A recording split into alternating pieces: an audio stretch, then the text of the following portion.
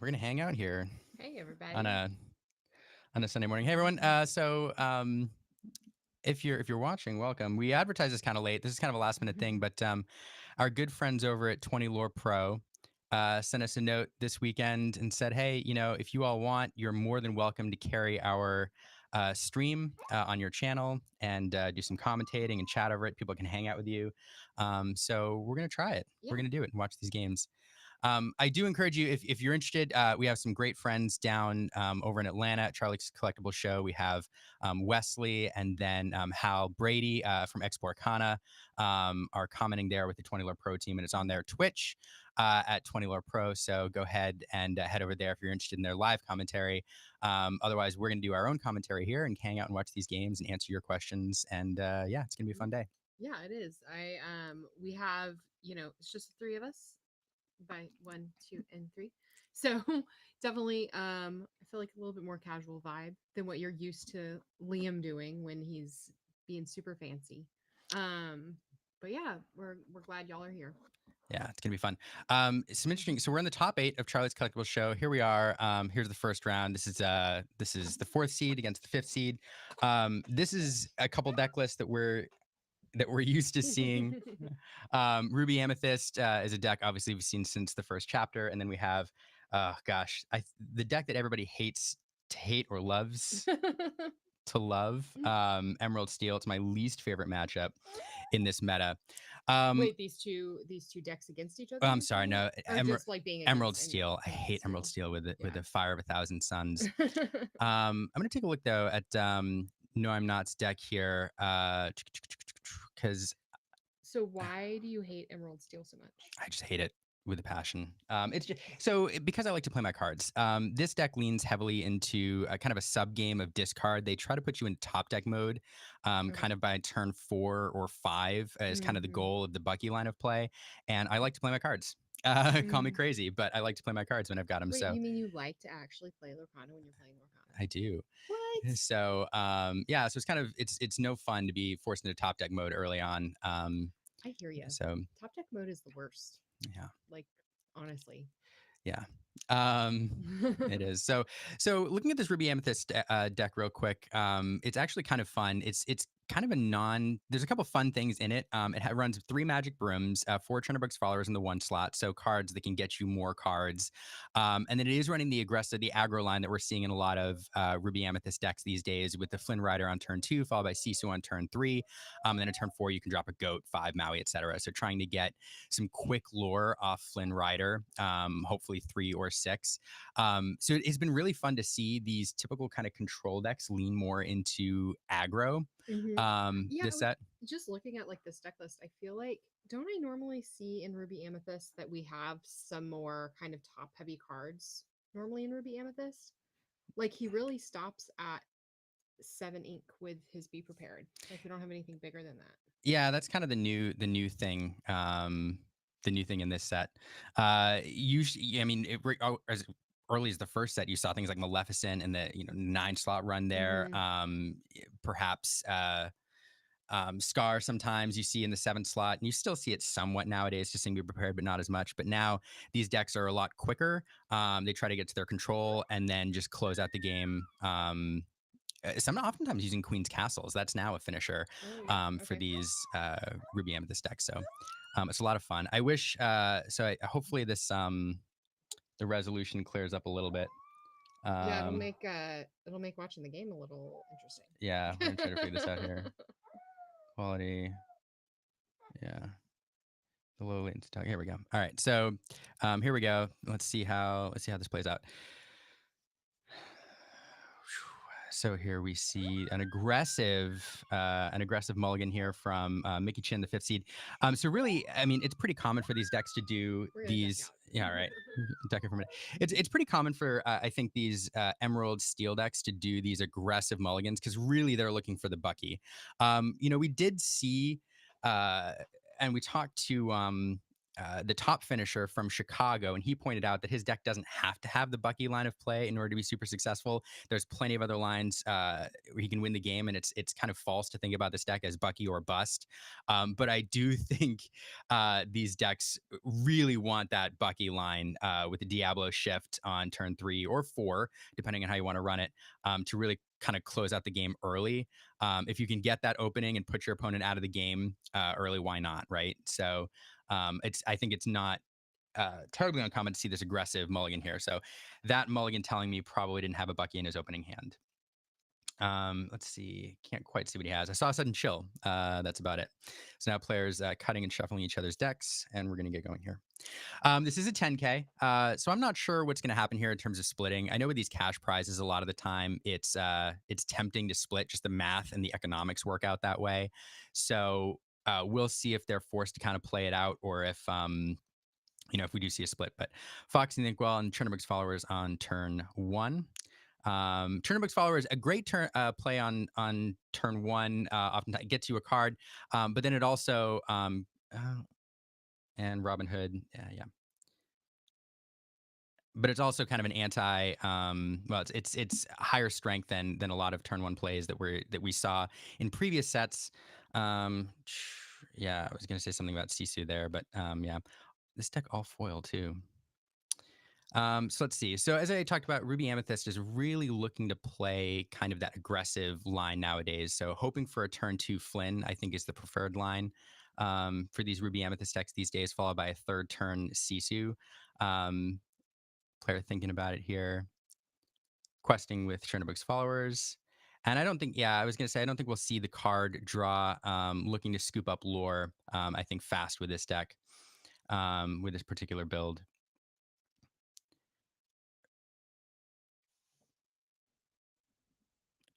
See Robin Hood go into the Inkwell here. And a Hidden Cove. Interesting. Hidden Cove is a fun card that we've seen kind of teched in fairly recently. We did see some of them in Chicago, but it does a decent amount for these decks. The one thing it does is it helps out with the Flynn Rider, opening that a lot of these Ruby Amethyst or decks are doing these days, but it makes your stuff a little more durable as well. There's a lot of 2 damage stuff floating around. Grab Your Sword started to work its way back into the meta a bit, so this gives your characters a little extra durability. I don't think it's the preferred turn 2 play against this deck, again, unless you're playing kind of that counter Flynn line. But I think Bucky would have been preferred. But still, it's nice to have a turn 2 play. There we see the Bucky in his hand now. Probably has some Floodborn support and a Tinkerbell into the Inkwell. Tinkerbell is interesting. Tinkerbell is a card that kind of fell away from the meta for a little while. We didn't see them quite as much, and now we see them back in to deal with some of this low to the ground steel stuff. See you in the comments asking about online client there, Kay. No. I mean, of course. Well, there's plenty of rumors. There's always rumors. Nothing that I would say is credible about an online client yet. So, some good options for webcam play, online play that have popped up, but yeah, nothing about an official client yet. And now we see Maleficent there singing "Friends from the Other Side." This is a tale as old as time. This combination. This is introduced to us in the set 1 starter decks. Maleficent on turn 3, singing "Friends" on turn 4, allowing you to net, net 2 cards, but draw 3 cards. With Maleficent on the board. There we go again. With another Maleficent, allowing the player to draw another card. On the other side, we did see Mickey Chin while I was talking there, put a Bucky into Hidden Cove, again, getting some extra durability there for the squirrel. And another Bucky in his hand now. So we'll see if there's a Floodborn available to play, start whittling down the hand. But, one of the things that the Ruby Amethyst player is looking at is he's thinking about this discard possibility, this heavy discard line that this deck can play, and playing plenty of cards here to recharge his hand, get some stuff, get a board presence, and then get some stuff in his hand. So there goes the Sisu, discarded to the Floodborn, and the Floodborn Robin Hood, and Robin Hood now probably going to challenge the Maleficent, I'm guessing.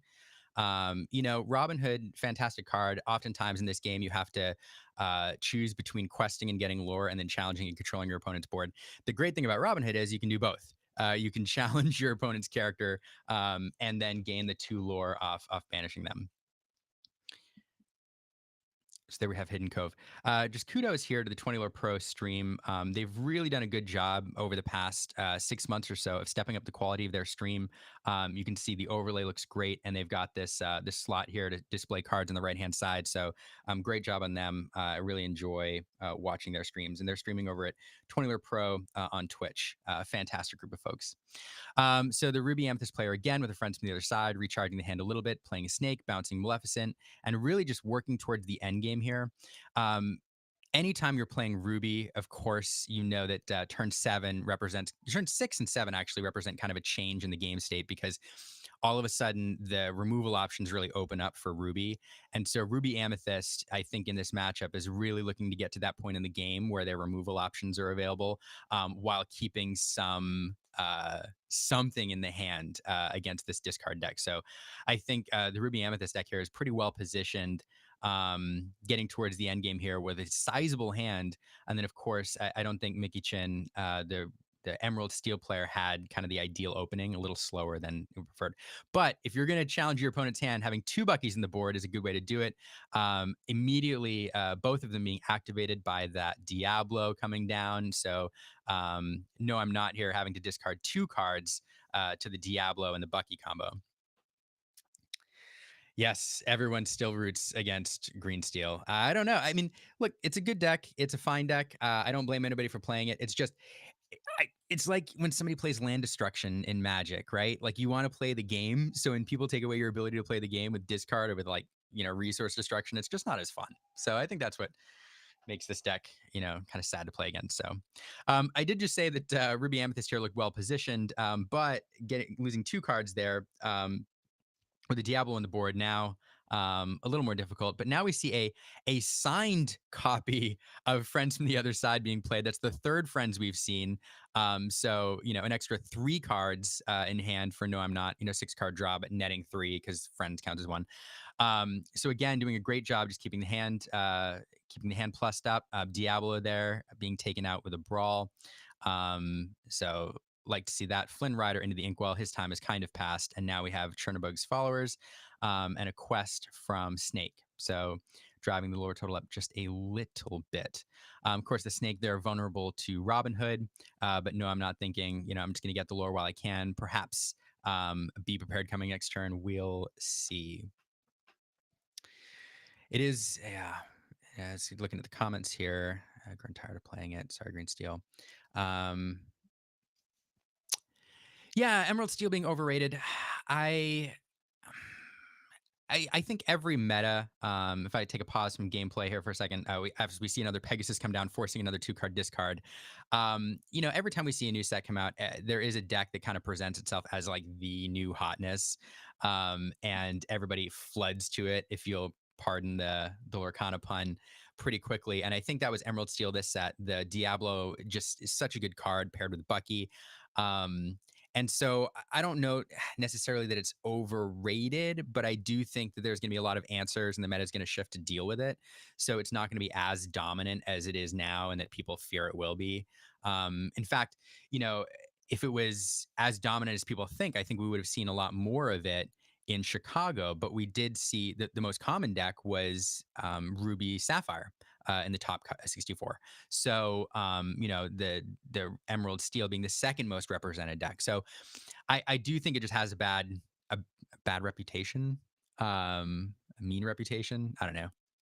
But I do think it's not as exactly Jafar in set 3. That's another example. Everybody thought that was the thing, and it's still around. You see the Jafar wheel occasionally, but not as common. All right, now interesting play here. Bucky challenging into Maleficent.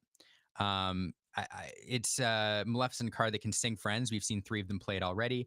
Chernobog's followers there, questing and then banishing it. So no, I'm not going to draw a card, and drew a Flynn there. Not a card that's going to help him too much at this point. So into the Inkwell it goes, getting him to 2nd ink, and then a signed copy of Be Prepared. being played. I like these blinged out decks quite a bit. I like seeing signed cards played as well. So that's a fun thing there. Downside to playing signed cards is your opponent can count, how many you have in your deck. So you play a signed version, you play, other versions, foil versions, etc., and your opponent can kind of keep track. So that's why I don't think a lot of people do it, but I think it's fun. So be prepared there, clearing the board. And again, turn 7 is where Ruby decks really can kind of take control of the board with these removal options. And then, yeah, so here we see that. Yeah, we see that exactly. So um, Jafar here is going to sing and let the storm rage on, targeting Madam M Snake. 2 damage there, but really we're doing it just for the card draw. Inking Bruno, and then Tinkerbell coming down to that 1 extra damage to the snake, finishing it off. And just like that, Mickey Chin is back on the board. But I do believe Mickey Chin is top decking here. So no more cards in hand. Decent board presence, though, with that Jafar and the Tinkerbell.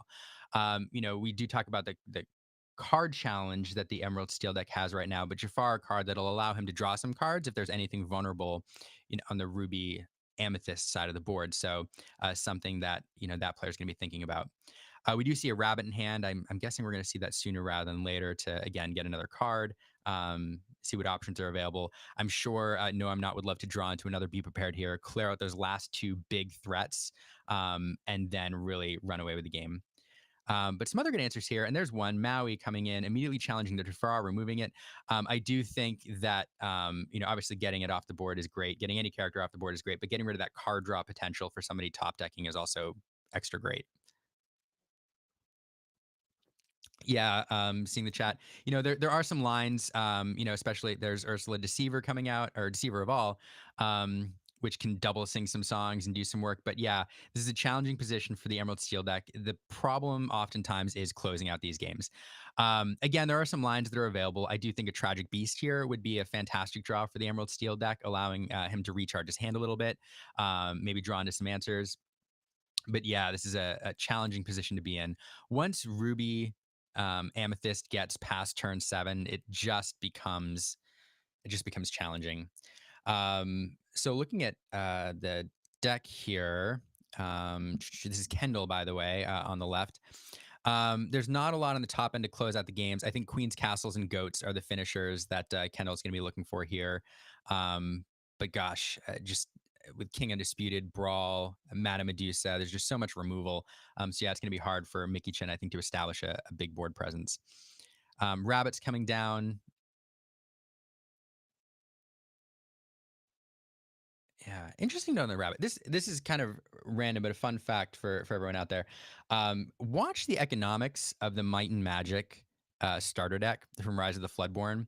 Currently priced at about $13, like on TCG Player and Amazon. But you subtract the price of the booster pack, that's about $7. Madam M Fox right now is about a $5 card on TCG Player, and Rabbit is about a $2 card. So right now, with just those 2 cards in the pack, it equals the price of that starter deck. With Fox and Rabbit just seeing so much competitive play right now.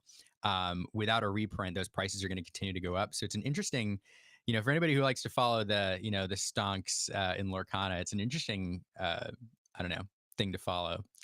Starter decks, I guess, kind of being an index fund for some of these cards, and the index fund for the Madam Mim bounce package is that starter deck. So kind of fun. All right, so a couple Ursulas on the board. Again, great setup for some songs, but just not doing a lot on their own. Ursula Deceiver of All is a card that I used to run a lot in Emerald Amethyst, and I found it either is really, really good, like 25% of the time when you have the setup for it, and then other times it's just clunky. It's a 1 lore card that costs 3 that just kind of, I don't know, is an easy target for removal. 2 Flynn Riders coming down here, not going to be activated right now because Madam M, or the Jafar, is canceling out the Madam M Snake. But I do see a Queen's Castle being drawn here. That's a card that Ken will be happy to play. Maui removes 1 Ursula Deceiver of All, getting rid of that threat. Questing with the Rabbit. And then, let's see. 3 costs, so not the castle. We're going to see a fox bounce the rabbit, and I'm guessing that other Ursula is not long for this world. There she goes. Poor unfortunate soul. Removed by the fox, the $5 fox, as we just talked about. And yeah, Lorcana LeBurn, I also love watching Kendall play. Kendall is very good and a really nice person. It's great. It's always great when, you know, the really good players are also really great people. And so very fun watching him play. Madame Medusa, another removal option coming down. And now with a clear board, that Flynn Rider is going to activate at the start of the next turn. So we have 1, 2, 3, 4 lore on the board, plus 3 with the Flynn Rider. So that's going to get to 19, I think. Not quite game, if my math is right. But I shouldn't do math on a Sunday morning pre a full cup of coffee.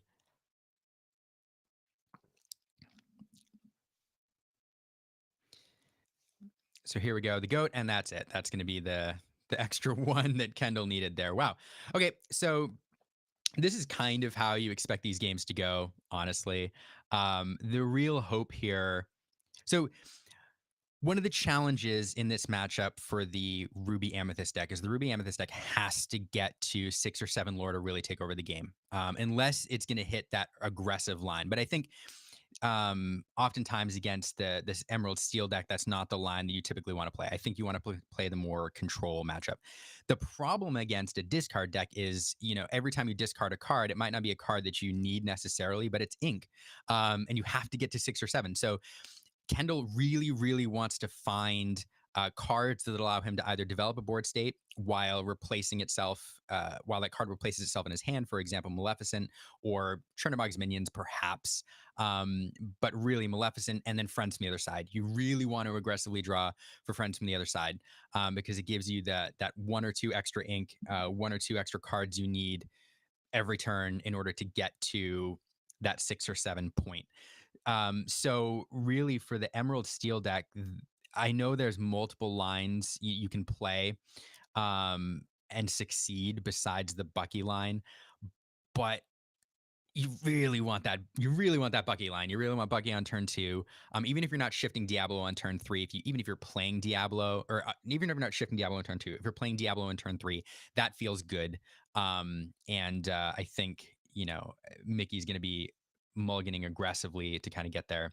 The Hidden Cove as a turn 2 play, again, probably not the ideal one against this deck. The only thing it does for you is it counters the Flynn line if you don't have the strength to match one of your opponent's characters. But I would argue the aggressive line is not the danger in this matchup for the Emerald Steel deck. So yeah, Hidden Cove just not the ideal play there.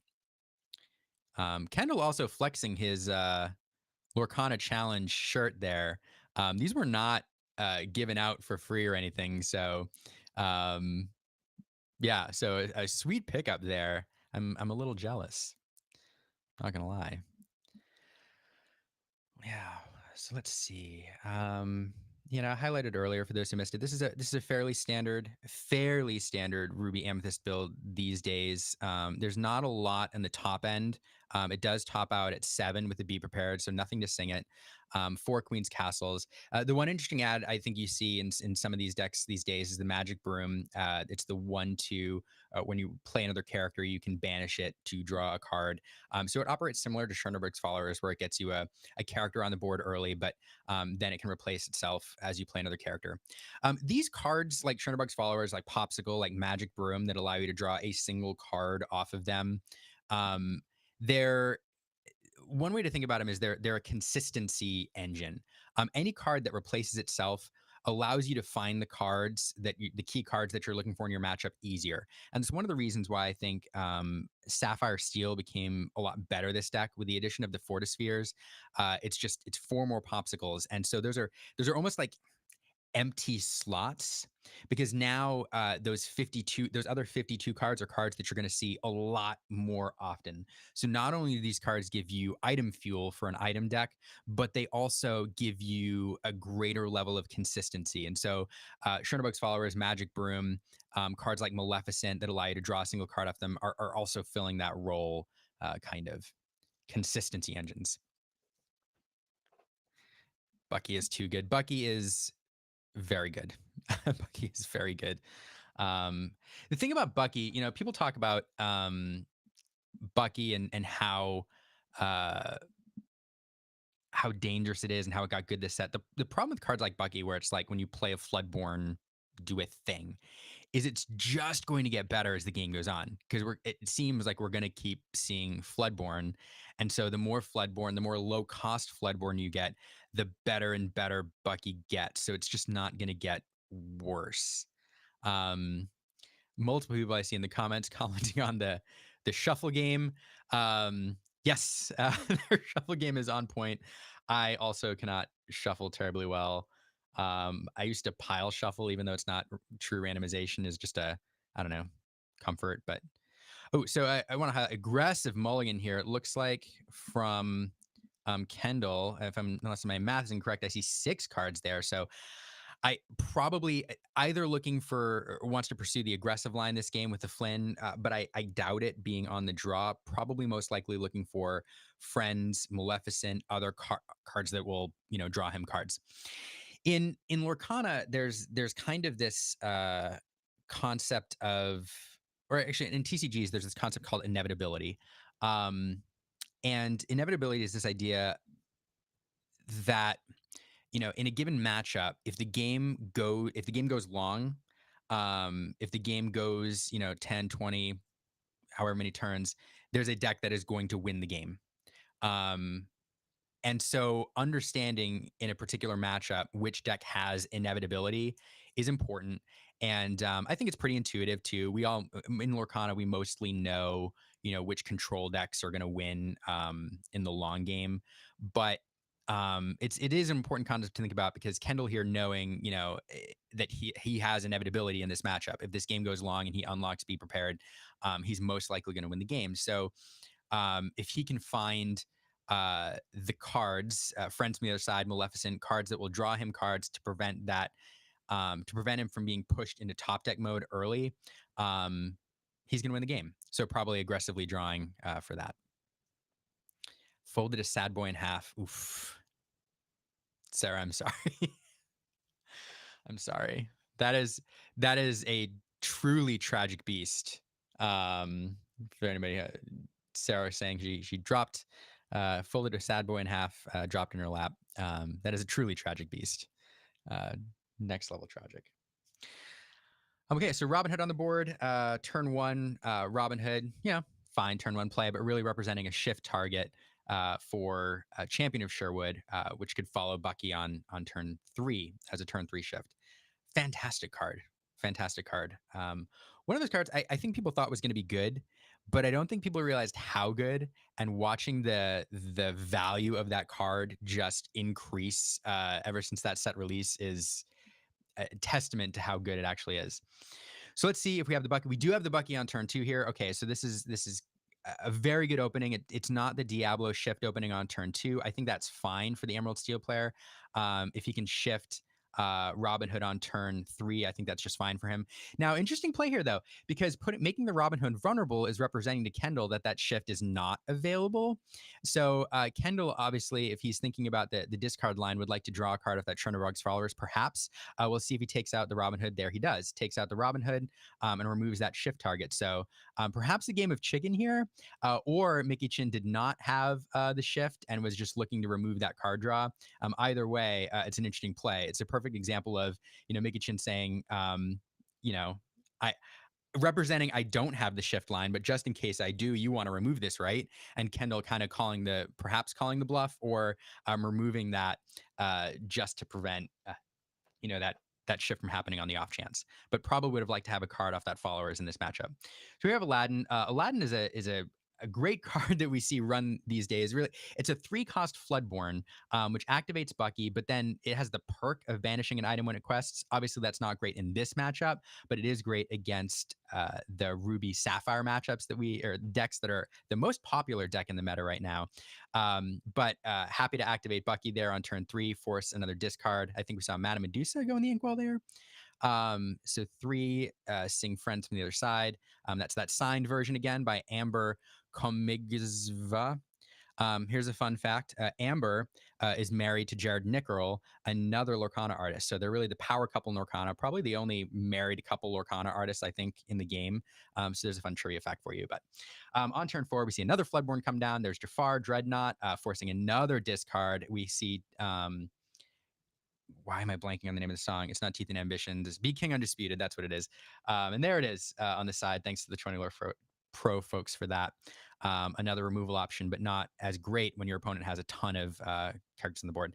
Flynn Rider being drawn here, not a card that's going to help Kendall very much at this point in the game. So we're immediately into the Inkwell. We do see a Rabbit. That's probably a card that we'll see sooner rather than later. There it is, allowing him to draw a card. Again, just looking to maintain enough cards in hand that Kendall can ink every turn. And protect a Be Prepared if and when it's drawn. That's really what we're looking for here. Get to turn 7, draw a Be Prepared, play a Be Prepared, clear the board, take control of the game. And there we have a Hidden Cove. Again, Hidden Cove, not a fantastic card in this matchup, really. It does one thing here, though, that's very important, and it pushes Dreadnought and Aladdin over 3 strength, which makes them not targetable to Madame Medusa. So both Brawl and Madame Medusa are cards that are affected by this Hidden Cove. And so right now, if Kendall was sitting on a Madame Medusa able to play on turn 6, both Robin Hood and Dreadnought are not targetable, choosable now for that card. So one of the benefits of Hidden Cove in this matchup. Yeah, so this is really, gosh, this is a really interesting game. Mickey Chin, I think, doing kind of what he wants to do. Would like to, I think, push a little bit more discard, but gosh, Kendall able to build a decent hand size here so far with the Rabbit. Here he goes again with Maleficent drawing a card, and really, against a deck that wants to get you into top deck mode, having 5-6 cards in hand on turn 5 is just good. Here we're going to bounce the Maleficent and available then to play again. So this is exactly what Kendall wants to do in this matchup. And Mickey Chen, not on a terrible board state here. Here comes a Pegasus, a card that can quest for 2 with evasive. We're probably going to see it pushed over to that Hidden Cove before long to make it, again, immune to the Madame Medusa, but is pushing the lore totals. Pegasus having 2 lore, that's great. That'll allow Mickey Chin to push the lore total a little bit faster than the 2 per turn, which he's doing right now. But really needs to start pushing that lore as fast as possible towards 20, because we're getting closer and closer to that 7 ink where the Ruby Amethyst is just gonna close the game down potentially. So thanks to everybody in Twitch. I appreciate the comments. Doing our best. I'm really, for those who don't know, I've had the privilege, the honor really, of being able to cast the last 2 Lorcana challenges. And it was just an incredible experience. And I felt, and it's heavy, there's a lot of responsibility being the one kind of tasked to bring those challenges, to you all out there in, who are not able to attend. So really trying to get in practice when I can, and trying to improve my casting skills a little bit. So appreciate any feedback. So it looks like the stream has gone down. Actually, this is not on my end. So we're gonna do a refresh here and try to bring the stream back up. Yeah. So let's see. Technical issue on their end. So we're gonna wait for it to come back up, and then we'll finish the game. It was it was a really exciting game too. I'm bummed that we dropped away from it real quick. While I'm waiting for it to come back, hopefully that stream comes back up. Let's see if I can show you. Oh gosh, sad. See if I show you a deck list here. So this is Dan's deck, or Kendall's deck rather. Again, it's as we've highlighted, it's a typical build. It does have the magic brooms there in 3, but it's pretty standard for what we've seen these days. What these decks are doing nowadays, though, is Bucky's so good it took down the stream. Yeah, is streaming. All right, here we go. Oh, we're back. All right, boom. All right, I was going to talk about the aggressive line. We'll talk about that later. But here we go. So gosh, so it looks like everything on the cove now. Again, that's you have it. Let's put everything there. And again, what this is really doing is it's making the Pegasus, the Aladdin, the Dreadnought immune to Madame Medusa. Oh, I think it froze again. No, no, Oh no. wait, Yeah. So watch Mickey Chin's leg. You can see Mickey Chin is um sorry, I don't have Mickey Chin's real name up here, but yeah, Bucky discarded the stream. So here we go. We're getting closer to turn 7. We are 6 ink, I think, on Kendall's side. So 1 away from being able to do. Oh nope. Oh, Elena. It's our daughter's really rooting for the Emerald Steel deck, I think. It seems. It's the squirrels. So Kendall drawing another rabbit. Again, rabbit's never a card that you dislike drawing. I mean, it is uninkable, which, sometimes you're looking for that ink, but it represents 2 cards or more in a bounce deck. So it's always good to draw there. There we go, drawing again. Mickey Chin pushing 9 lore. Again, I don't think it's danger territory for Kendall yet. If he drops it, be prepared. Next turn, Mickey Chin will be sitting on probably not questing with the Bucky. So 1, 2, 3, 4, 5, 14 lore. Again, not danger territory yet, but it's getting close. Questing with the Bucky pushing to 15. It's getting close. The one note with Emerald Steel, obviously there's no way for the player to gain lore outside of questing or a location, but there's no locations with lore. So yeah, outside of questing. And so whereas with any Amethyst deck, when you get into the 16 or 17 lore range, you have to worry about the goat closing out the game.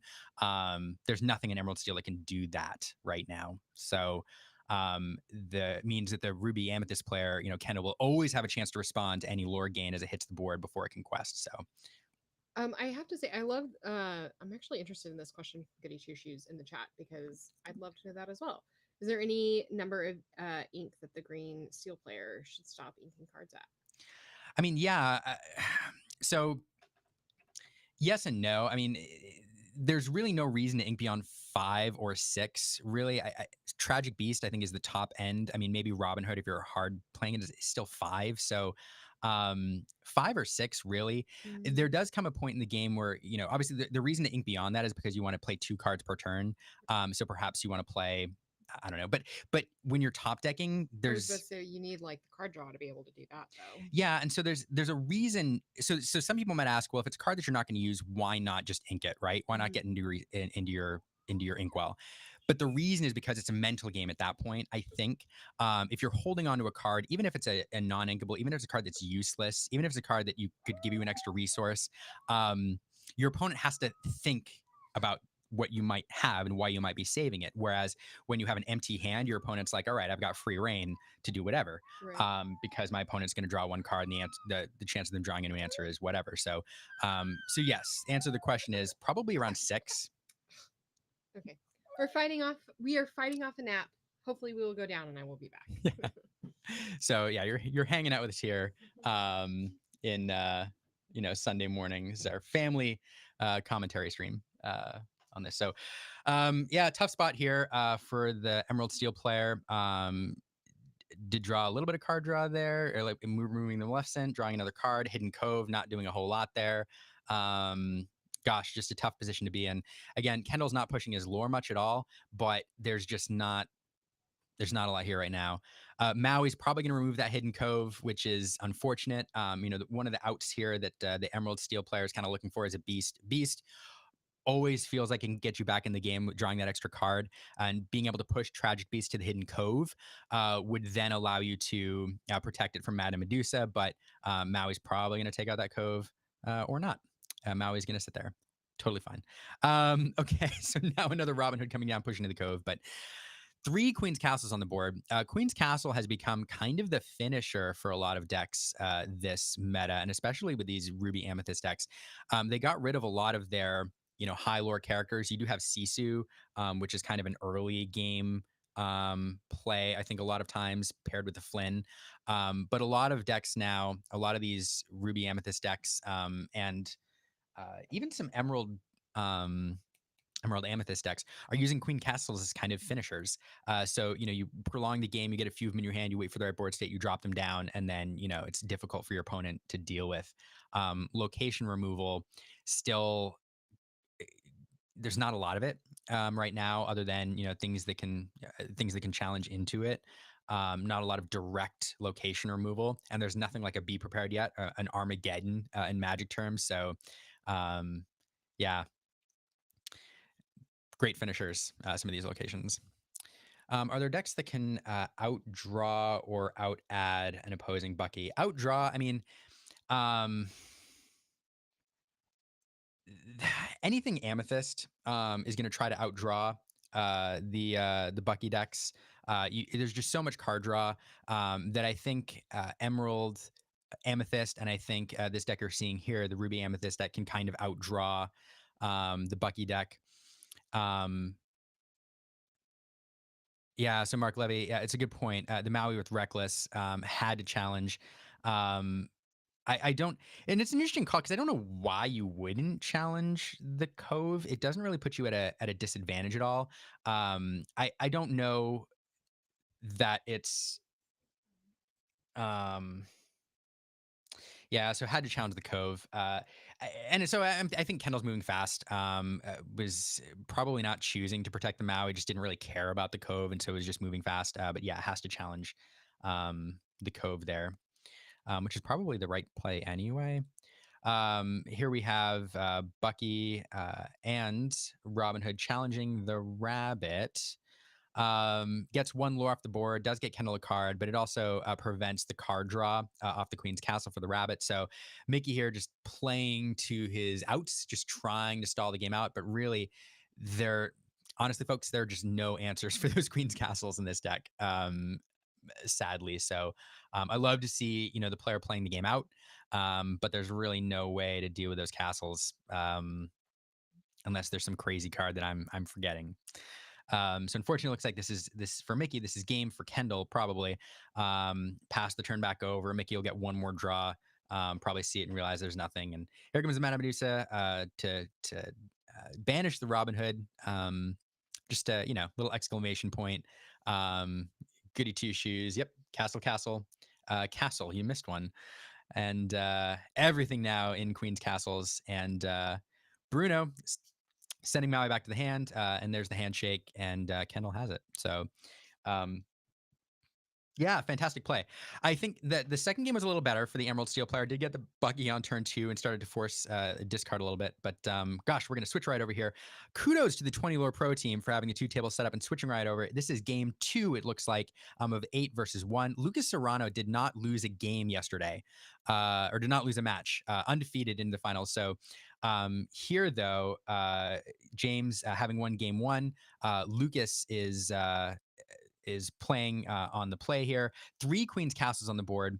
So let's see what we have here. So we have James has kind of the board state that he wants with a ton of items on the board. Fishbone Quill. There I see 3 cards in hand. That's probably what those dice are representing down there is the hand. So probably some answers, but 4 castles on Lucas's side. We talked about how the Amethyst Ruby deck uses these as closers, and this is the epitome of that. So 8 lore per turn off the castles, and we're just in time for James to say, "Yeah, there's nothing I can do. Um, nothing I can do." Woo. Wow. So kudos to the 20 Lore Pro team down there for bringing this to us. This game, able to see that. Now we're going to go into a game 3. This is super exciting. This is a fun matchup. So let's start. I want to plug 20 Lore Pro in a second, but first I'm going to talk about this matchup real quick. So Lucas is on the deck that we saw last round. It's the Ruby Amethyst deck. I'm going to take a look at the deck list in a second, but I looked at everything last night, and they're fairly standard. It's a fairly standard list. This deck in this meta though wants to be really aggressive. Like that's what it's trying to do. Is to use Flynn Riders on turn 2, followed by Sisu on turn 3, Castle on turn 4, and win the game quickly. It can win in the late game if you push it long. You obviously get to turn 7, you play the Be Prepared, you play the castles, and you kind of close it out that way. The problem in this matchup is it's different than the Emerald Steel matchup. Emerald Steel is trying to go quick. It's trying to force you into top deck mode early, and it doesn't want to go long. The Steel Sapphire deck wants to go long, right? We talked about inevitability last game, and in this matchup, inevitability is with the Steel Sapphire deck. If this game goes into 10, 20 turns, the Steel Sapphire deck likely is going to take it. So, um, the steel, one of the things that made this the steel sapphire deck, and we only see one in the top 8, by the way, at Charlie's show. There's only one. It's the 8th seed. It's James. He's the only one running this deck in the top 8 at Charlie's. But one of the reasons it's so popular is it is a fantastic deck against the Bucky matchup, for a variety of reasons. Uh, Grab Your Swords made its way back into the meta in this deck. I'm going to take a look at this deck list real quick. And so it's really good against Bucky, and so it became really popular. And it just got better with the addition of a few cards. One of them is the Fortisphere, which is basically blue popsicle. And in fact, let me do this. I'm going to, while they're shuffling real quick, minimize this. I'm going to bring up this deck list here so you all can see it. Whoop. This is James's deck. It got better. So again, this deck is a deck that we know from previous metas, and it got better with a few different cards. One of them is the Ford Sphere here, which is basically ignore these. These are not in this deck. So is the Fortisphere here, which serves as the blue popsicle. It gives you more items and more consistency. Grab Your Swords made its way back into the meta here. It's available on turn 5. Some people are actually running the Cogsworth Shift to play Grab Your Swords on turn 5 to clear out Bucky and Diablo and other offending things. It also got this Aerial here, which when you have more items than your opponent, it gains another 2 lore, giving you 5 lore. So it's another 5 lore card that kind of fills that bell slot from previous sets. Because the thing is, in this game, in this meta, if you have one item in this deck, oftentimes it's more items than your opponent. So you just need one item on the board, and Ariel is a 5 lore character. So Maurice's Workshop has worked his way in. So it's checking here. Anyway, so this deck just got better, and people play it because it's kind of the anti-Bucky, and so it became pretty popular. So, but it's not great against all matchups.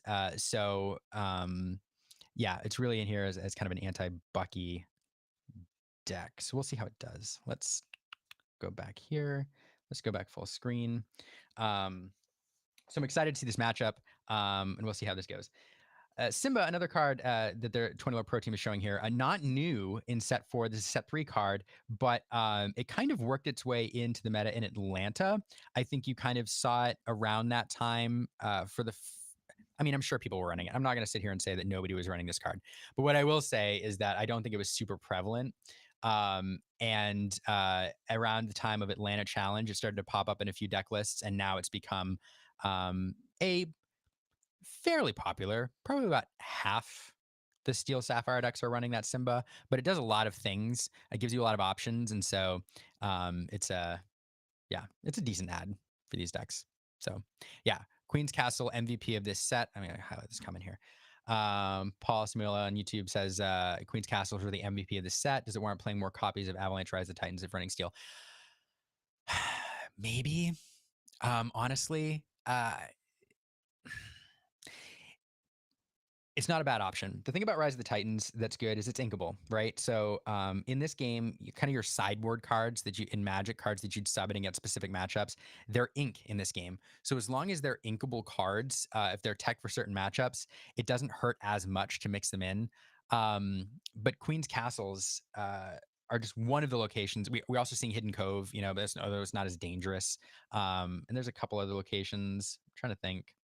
I mean, I don't think we see as many McDuck Manors running around. There's another card that's a great target for Rise of the Titans, but yeah, I think it wouldn't be a terrible idea to start working them in and seeing how they play. But here we go. Speaking of Fortisphere, brand new card this set. Here it is on turn 1. James playing it, drawing a card, replaces itself, and gets an item on the board. So there we go. I mean, anytime Steel Sapphire is playing a Popsicle or Fortisphere on turn 1, it's a great turn 1 play. You're setting up your harem for turn 4, and that's kind of what you want to do. So little pause here while Luca considers what to do. Inks of Chernobog's Followers, which is interesting, right? Because Chernobog's Followers is a turn 1 play that was available. Luca instead electing not to play a turn 1 play, instead inking Chernobog's Followers, and James then following that up with a turn to Smee. Smee does a lot of work here. Smee is a fantastic card, just a fantastic card. It's a 3/3 with 2 lore on turn 2. And what it does here, it's shutting down Flynn Rider, and it, Asisu will still outstrength the Smee if Luca has it on turn 3. And that's really what Luca is looking to do in his opening. But in the absence of that, Smee is shutting that down, or any other 3 strength character that Luca plays. So here we have Fishbone Quill. That's the turn 3 play that James wants to play. I did not see a whole new world in the Steel and James's build, which is a card that was really popular. It was really what this deck was built around in previous metas. People have started working that out. And I don't think James is playing it here. But still, Fishbone Quill is going to allow James to ramp. And once he gets the Flaversham engine online and is able to start drawing a bunch of cards over the next few turns, getting that extra ink per turn is valuable. So Luca not with the Sisu on turn 3 would have really liked to have that Sisu. Instead, plays a Maleficent, draws a card. Flynn obviously not activating here because Flynn says if one of your characters has higher strength than each opposing character, you gain 3 lore. While Smee shutting off Flynn there, so no lore gain there. Flowersham coming out on turn 4. This is really kind of a textbook turn 1, 2, 3, 4 even for James in this matchup, playing the item early. Fishbone Quill, another item, and now Flaversham coming down, allowing him to draw 2 cards. James's deck is clicking right now. It is worth mentioning again, James is the 8 seed coming in here. He's the only Sapphire Steel deck in the top 8 against Luca, who's the 1st seed who has not lost a game in the Swiss rounds. Or I'm sorry, not like game, but a match in the Swiss rounds. So undefeated going into the finals here, but having a tough game 3 here, I think. Here we go, friends from the other side. And again, it's tough now. It looks like the Steel Sapphire deck is on its it is on its game plan. Brawl there, removing Flaversham is great. You want to get that Flaversham off the board. That's 1 of 4. You don't have to worry about. James really, without a whole new world, James really needs a draw engine. He needs a Flaversham. Or to find them at the right times in order to keep his hand going, because he needs a lot of ink to activate the end game engine that he's trying to build. So there's a grab your swords. Oof. That hurts a little bit. Again, not the end of the world for Luca. Luca can win this game with those Queen's Castles, as we saw earlier. And so trying to get to a point where he can play, like Be Prepared is available. He's drawn into a number of castles and he can close down the game. So Luca's game plan here, obviously, is not going to be able to drive up lore terribly early. Smee is sitting there. It's going to remove, low-cost questing characters. Luca drawing into a Madame Medusa there that might be able to take that Smee off the board. But what Luca's trying to do is draw a lot of cards. Luca is thinking about drawing cards in order to get enough ink to get to 6 or 7. So those removal options become available. Ideally 8 even, so you can play 2 Queen's Castles a turn, and then wants to have 2 or 3 Queen's Castles on board. So at the right time, can drop the Queen's Castles and close out the game, as we saw in game 2. But the Tamatoa come down here. Great card on turn 8 is going to pull an item back from the discard pile to James's hand, enabling James to play it again.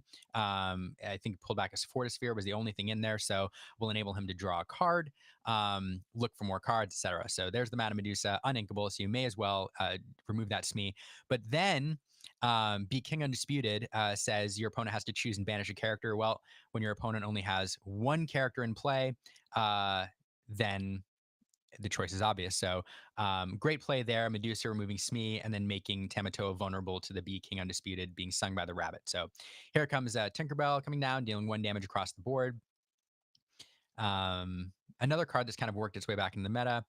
Luca exerting 6 here, playing Lady Tremaine, forcing James to choose and banish a character. Again, Tinkerbell being the only one will be banished. And Luca here, now with 2 cards in hand, I think was really counting on that Tamatoa to get the engine going. Losing the Flaversham was kind of brutal. So even though off to a fantastic start, now is running out of gas a little bit. So Mickey Mouse coming down, putting another ink in the inkwell. Again, the more ink this deck has, the better, because it wants to do lots of high cost things in the late game.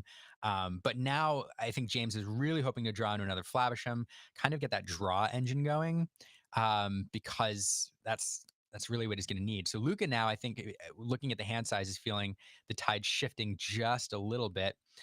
Without that Tinkerbell on the board, able to quest for 4. Going up to 6, I believe. And starting to push that lore total. And there's the Queen's Castle. and I think we've moved 1, 2, 3, 4. We've moved 2 things into it, or all 3. 1, 2, 3, 4. Yeah, all 3 characters into it. There's gosh,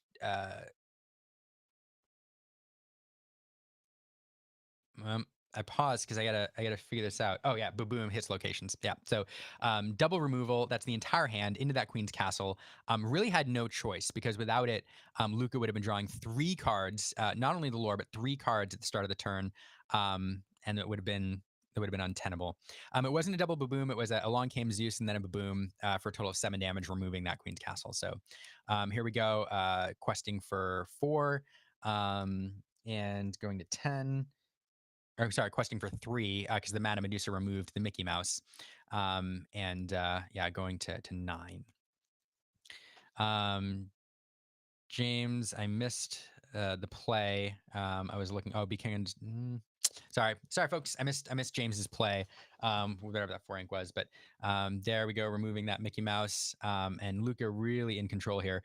So this is one of the challenges of removing Whole New World in this meta. Um, the the problem with it is, I understand why it was done. I understand why people think they don't need to use it now, and I think in general they don't need to use it. But the problem with it is that when you're using Fishbone Quill to ink extra cards out of your hand, your hand can run out of gas rather quickly.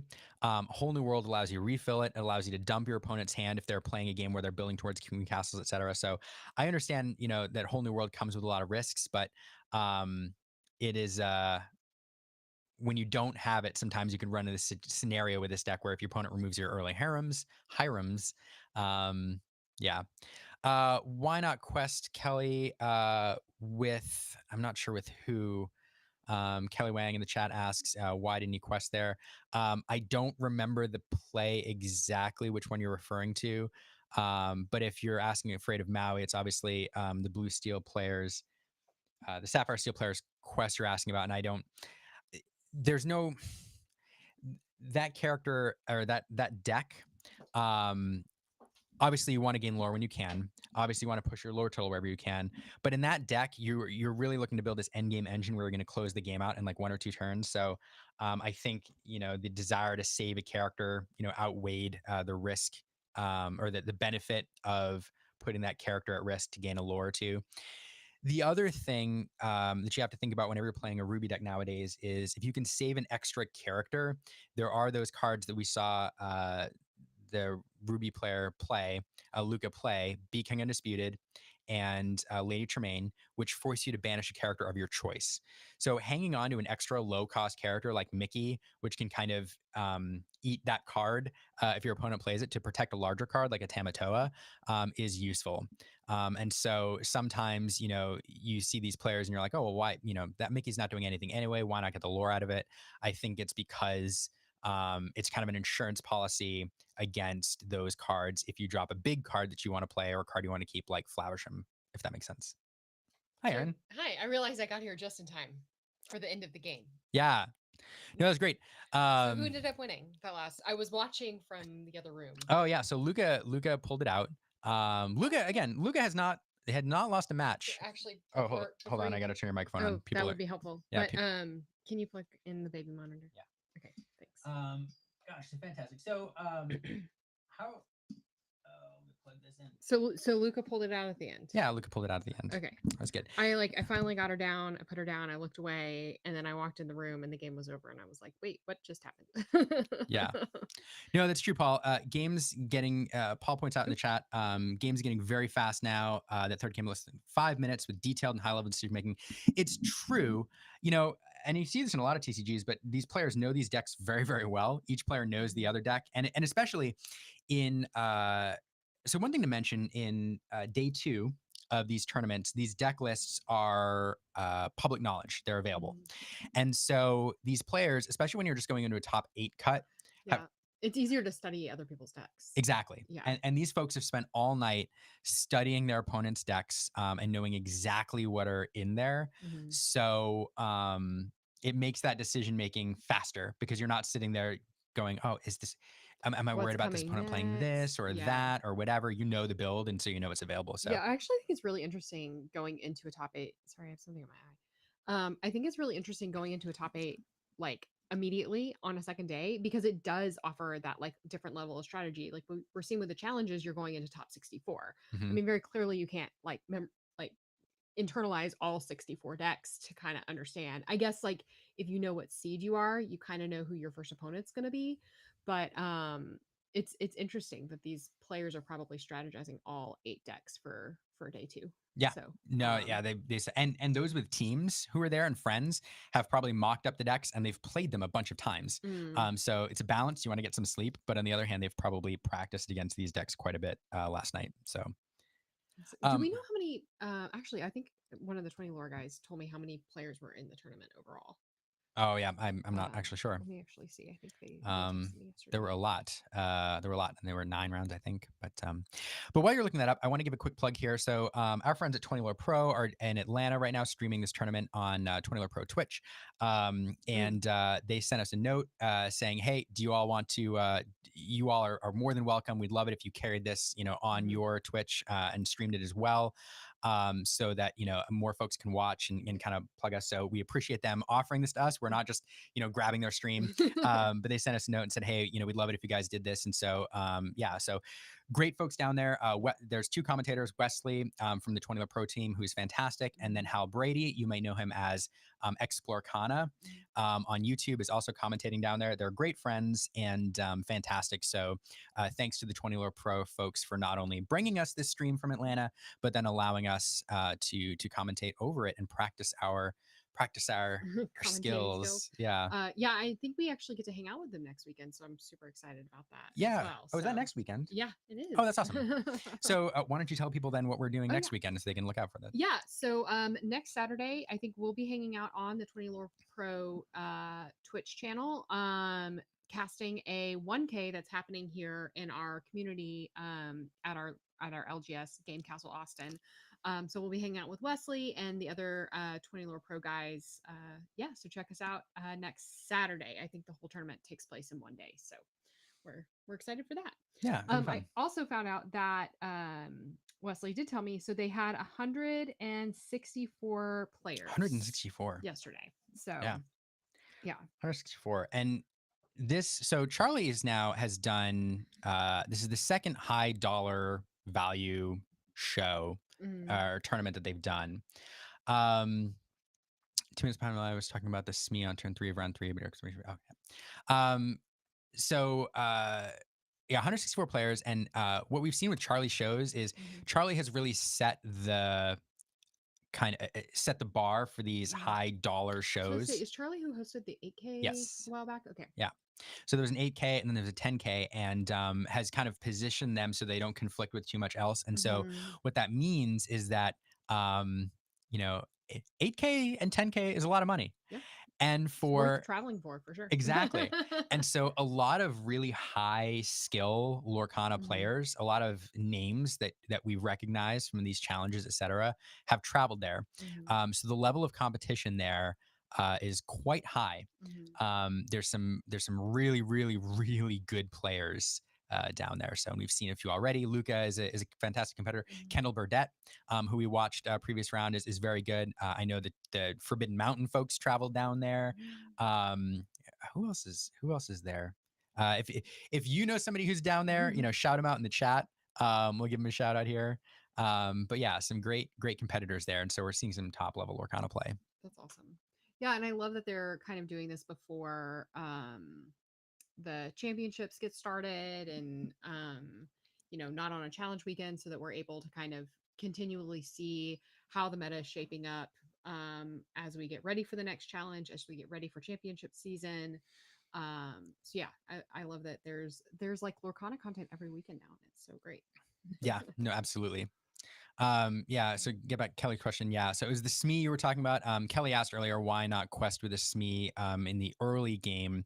Um, the previous game, the Steel Sapphire deck was sitting there with SME in several turns, didn't quest. SME has 2 lore.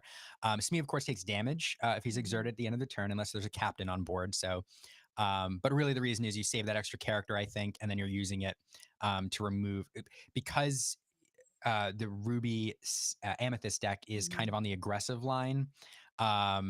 I think the steel sapphire deck is happy to have a threat on board to remove some one or two lore gain if the situation arises, if characters are vulnerable, um, because the steel sapphire deck is really really happy to take this game long Mhm. and not have to rush for that because you don't need to rush for that early lore. You want to get to that end game engine with Tamatoa and Lucky Dime and all that. Mhm. So yeah.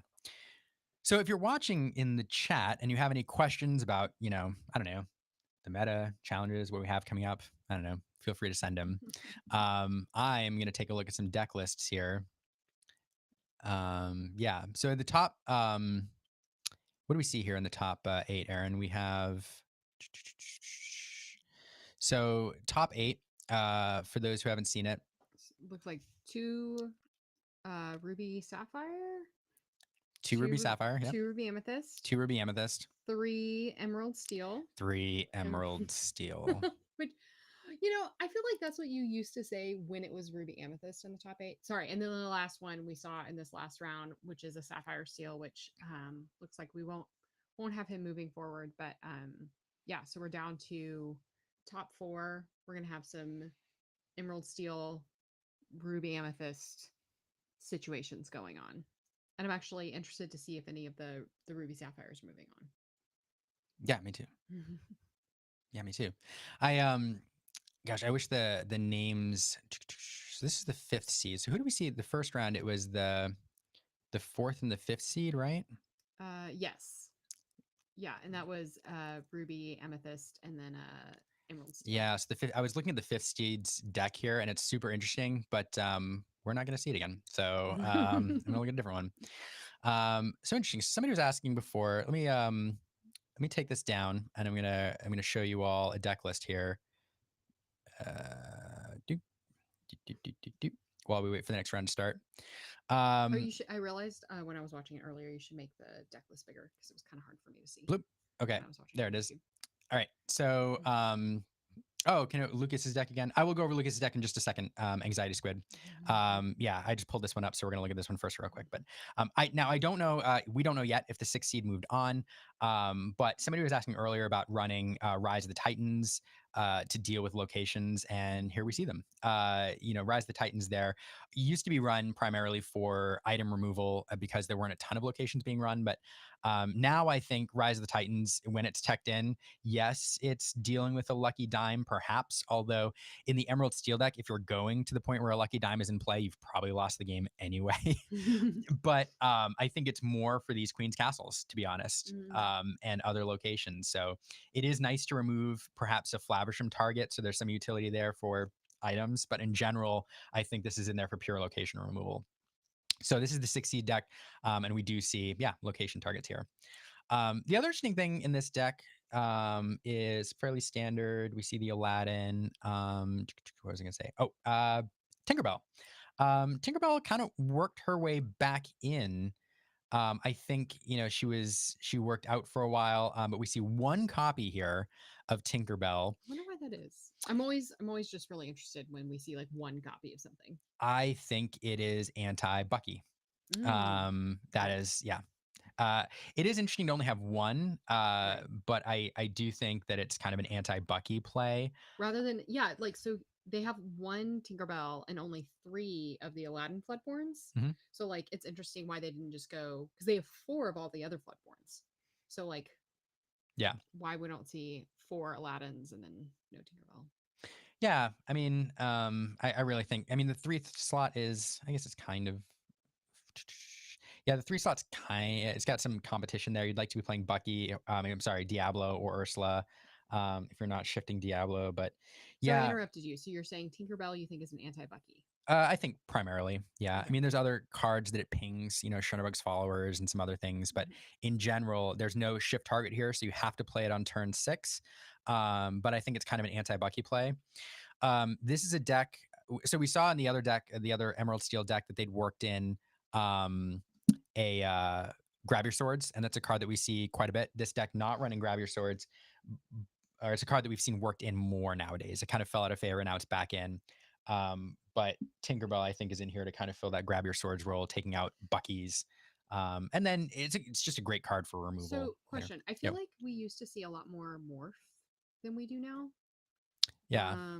Why do you think that is? Like you were just mentioning that Tinkerbell doesn't have a shift target. So like why do you think people aren't playing morph as often as they were before?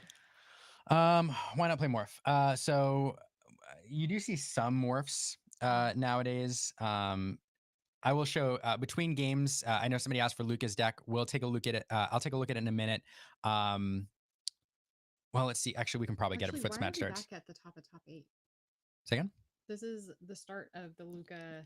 Oh, I think no. This is the right match.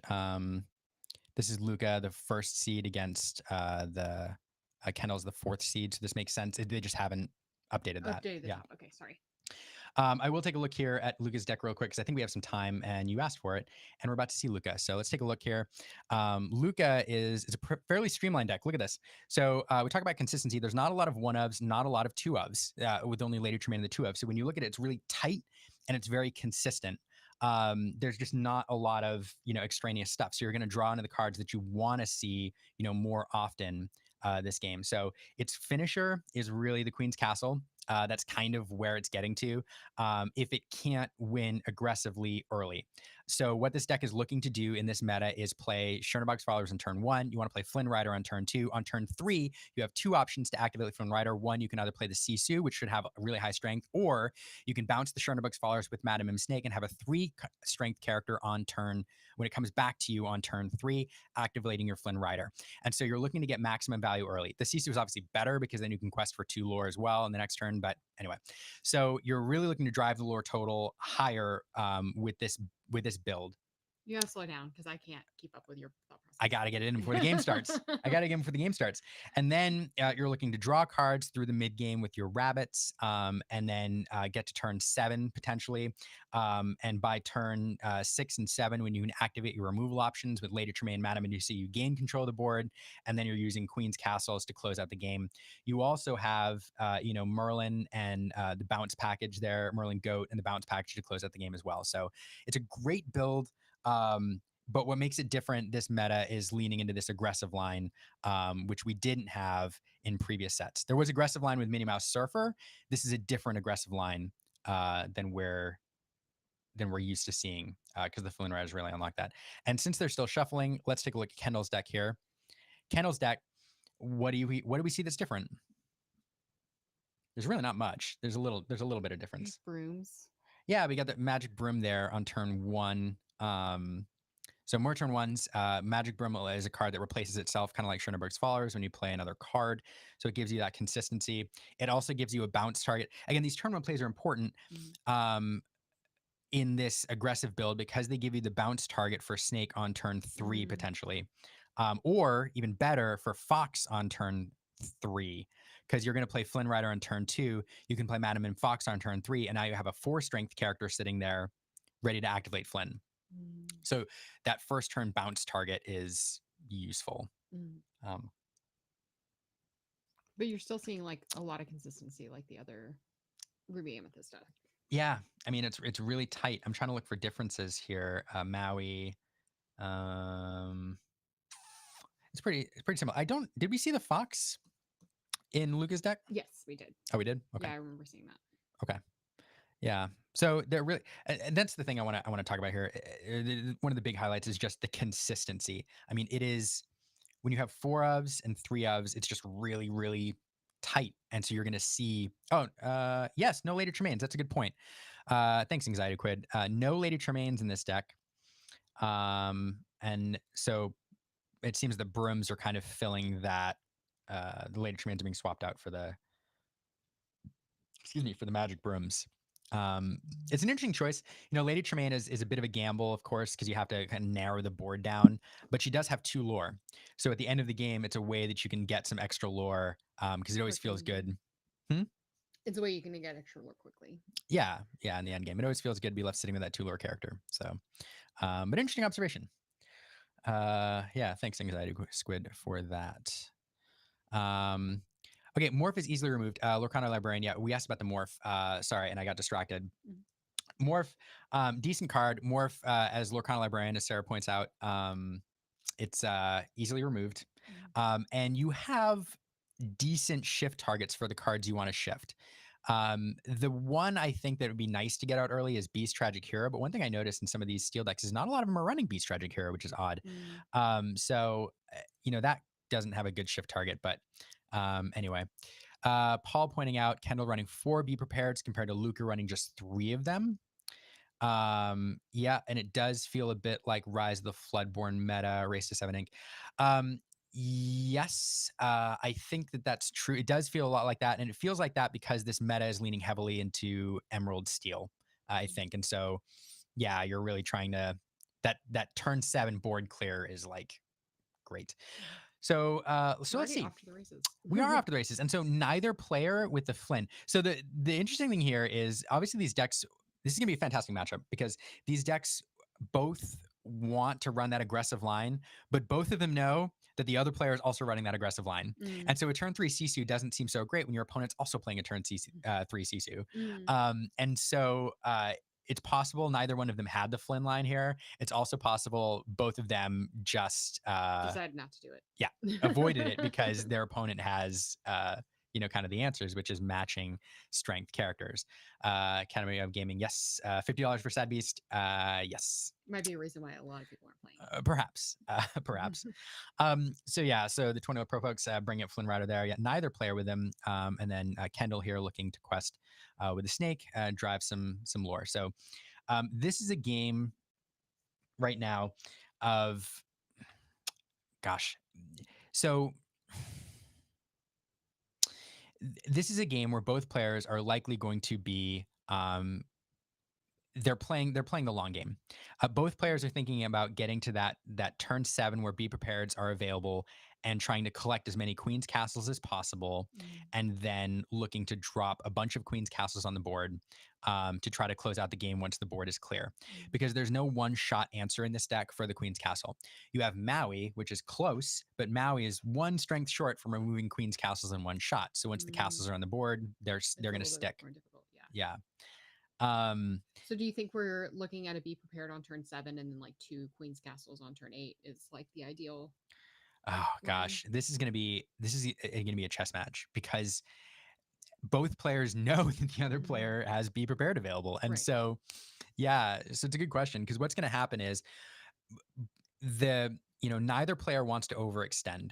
And so both players are going to play just enough, characters, to kind of force the other opponent into a Be Prepared on that player's terms. So once we get to turn 7, you're going to see, each player looking to just play enough to try to force that Be Prepared. One player is going to assume the role of the aggressor here, and one player is going to assume the role of the control player, and that's going to flip flop, throughout this game. Right now, Luca is playing the aggressive line, with Maui able to remove any threats on Kendall's side of the board. There we have the rabbit, removing the rabbit, drawing a card. Now we have the fox. Okay, now fox is going to. Are we going to remove Maui? No. Thinking about it. Thinking about removing Maui. But look at that handful of cards for Kendall. Both players. I mean, the mid game in in these decks is all about maximizing the value of your rabbits. Friends from the other side if you can get them, but just drawing as many cards as possible. So at the end game, you just have way more answers. Enchanted cards, so nice. Yes. Right? They look so good on the board. I always feel like it's just like such a power move. Yeah. Both players actually playing Wait, there you decks. go. There's the Maui. There's the Maui. Yeah, I had to think about it. Had to think about it. But now Luca able to scoop up another lure here. But both players also, running goats, as every Amethyst deck is. And so, when you play against Amethyst, you're obviously thinking about, 20 lure is the target to win the game. But against an Amethyst deck, you have to think about like around 16 as the target your opponent's trying to get to. Because once they get to 16 in a long game, they've probably got a goat or 2. They've got a bounce. So like 16 is basically your opponent winning the game in a turn or 2. And so as you look at these lore totals and you're like, all right, Luca is 4 off from victory. Luca's actually more like, 12 off from victory, Hmm. because those goats can just close out the game, Mm. very quickly at the end. What do you think would ever like get goats out of meta? Just a cheaper goat, basically? Is that the only time that it's going to come? I just feel like they've been in meta decks since they came out. So it's a good question. Cl- uh, Goats are great, but you get to maximize their value with Madam Mim bounces. Mm. And so without the Madam Mim, uh, snake or fox or both Hmm. available to bounce your goats, they're just not as good. And so what they represent in amethyst decks is 8 or 12 slots if you're Mm. running, multiple bounces. And so, um, and so there may come a point when there's another combo that's better, or there's other cards you'd like to play in a particular deck's to achieve a particular deck script. And so those 8 slots or those 12 slots just become unappealing and you're looking to do something else. That's the thing about the goat. Like it's a fantastic card on its own, but it's a lot less appealing without the bounces to really maximize the value of them. And that's the thing I think that will get them out, is when there's just too many other good things, and 8 slots is just a lot to commit to a particular card. Right. So we saw friends. I think it's on Kindle's side Mhm. while we were talking through that. So, Assigned friends. ooh, I wonder who it's signed by. The artist probably the artist Amber Com I'm not Commingsva. Butchering the last Commingsva. Yeah. name. Fantastic artist. There's Goat doing work. The one thing I will say about Goat though is it's decently statted. For 4 cost, there's plenty of other things that are Mhm. higher stats, but having 4 strength does allow it to do some challengey work in the mid game. So you see that now. Luca. So watch Luca drive the lore total just a little bit higher. 1 or 2 lore a turn, 1 or 2 lore a turn. Uh, yeah. And that's sorry, I'm looking at the chat. I'm getting distracted by it, Jesse. Mhm. Jesse, are there more games today at CCS, or was it yesterday? These are games being played today. This is the top 8. Yesterday was the Swiss rounds. So we're gonna see, this is the round of 4. This Semifinals. Yeah, semifinals. Then they'll play the finals. And then I don't know if there's like a tournament after this. I I feel like I heard there might be something happening after the top 8 of this Yeah, of the 10K. there might be a 2K after this. I'm not sure if Charlie's going to pick that up, but we've heard that Mhm. rumor. So we're watching semifinals, but Luca playing the role of the aggressor here now. I said it was Kendall earlier. Now it's Luca just driving a couple lore a turn. Mhm. And that's really, if you can get 1, if you can get 2 lore, it forces Kendall to respond. And you're getting to, closer and closer to the point where a castle or 2 and a goat can close out the game very quickly. So Kendall, though, with a fistful of cards, Right, I'm trying to count. You a you keep lot, talking. a lot. Um, and so we talked about be prepared. So now let's talk about that. Now we're at 7 or more lore on each side. So be prepared is an option, and both players know be prepared is an option. Both players know, with the amount of cards that they've drawn, that the other Yes. player likely has a be prepared. And in fact, we look at Luca's hand. Luca does have a be prepared. I think I may Mhm. have seen 2. For sure, there's one signed one. Um, and then Kendall probably has one as well, or is going to draw into one here soon. So both players know this. And so they cannot overextend and dump everything in their hand out in the board.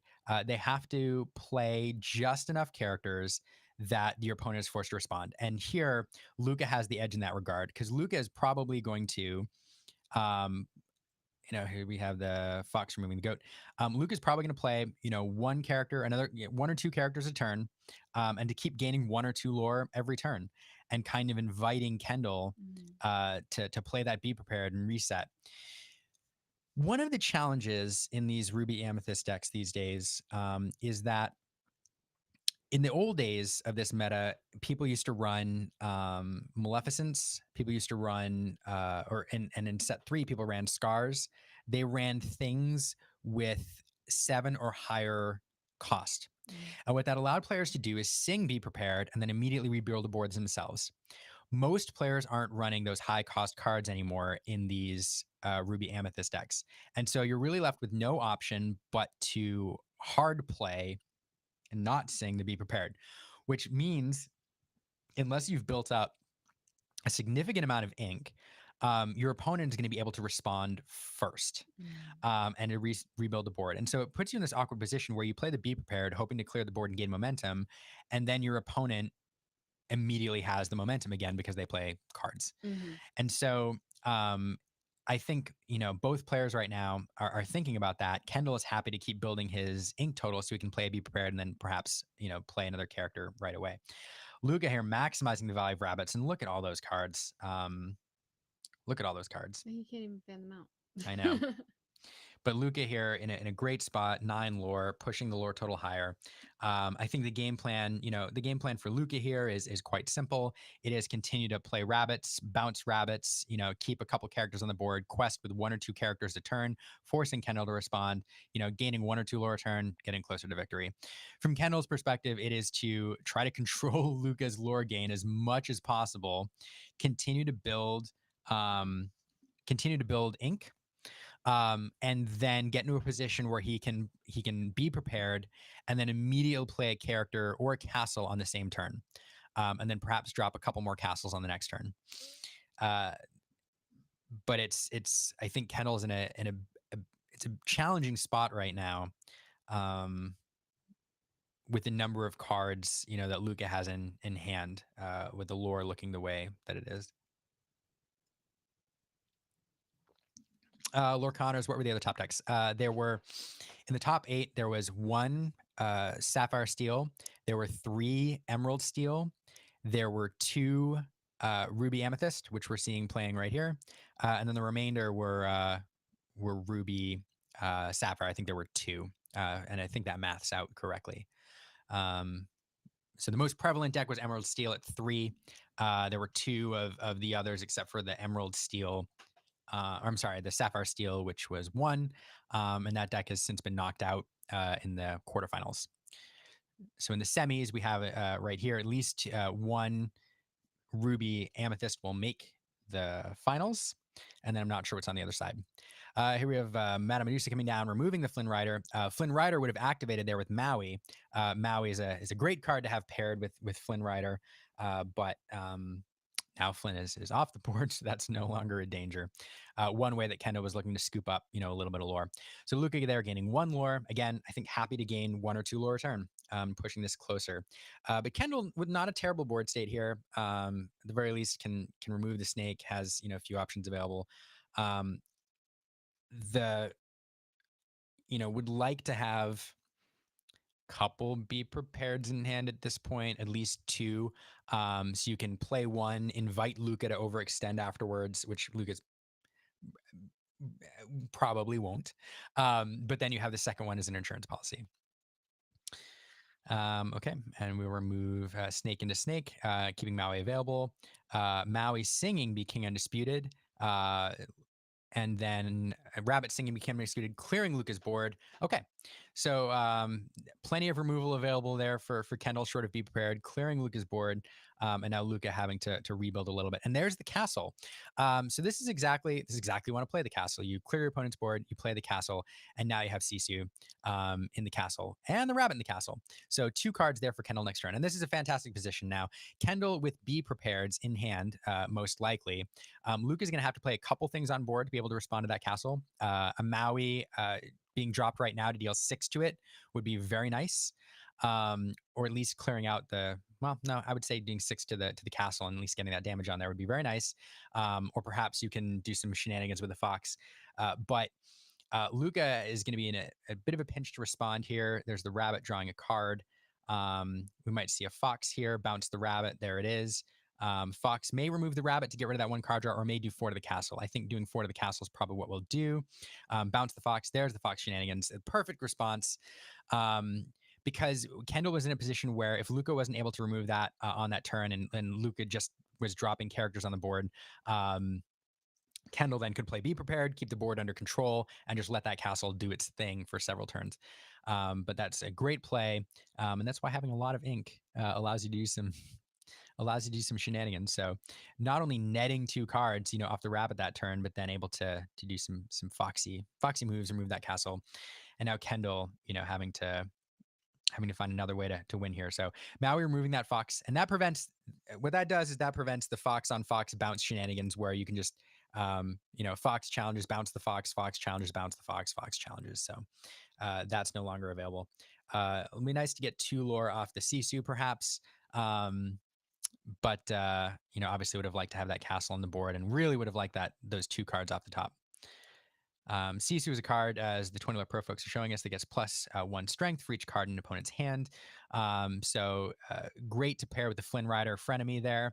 So perhaps we'll see this pay off. But Luca, with just so many cards in hand, most likely has an answer, and we know does have an answer actually with the fox to remove that Sisu. So Luca will be able to prevent the frenemy from activating by playing something, bouncing it back, challenging into Sisu, losing the fox in the challenge, but preventing that 3 lore off Flynn Rider.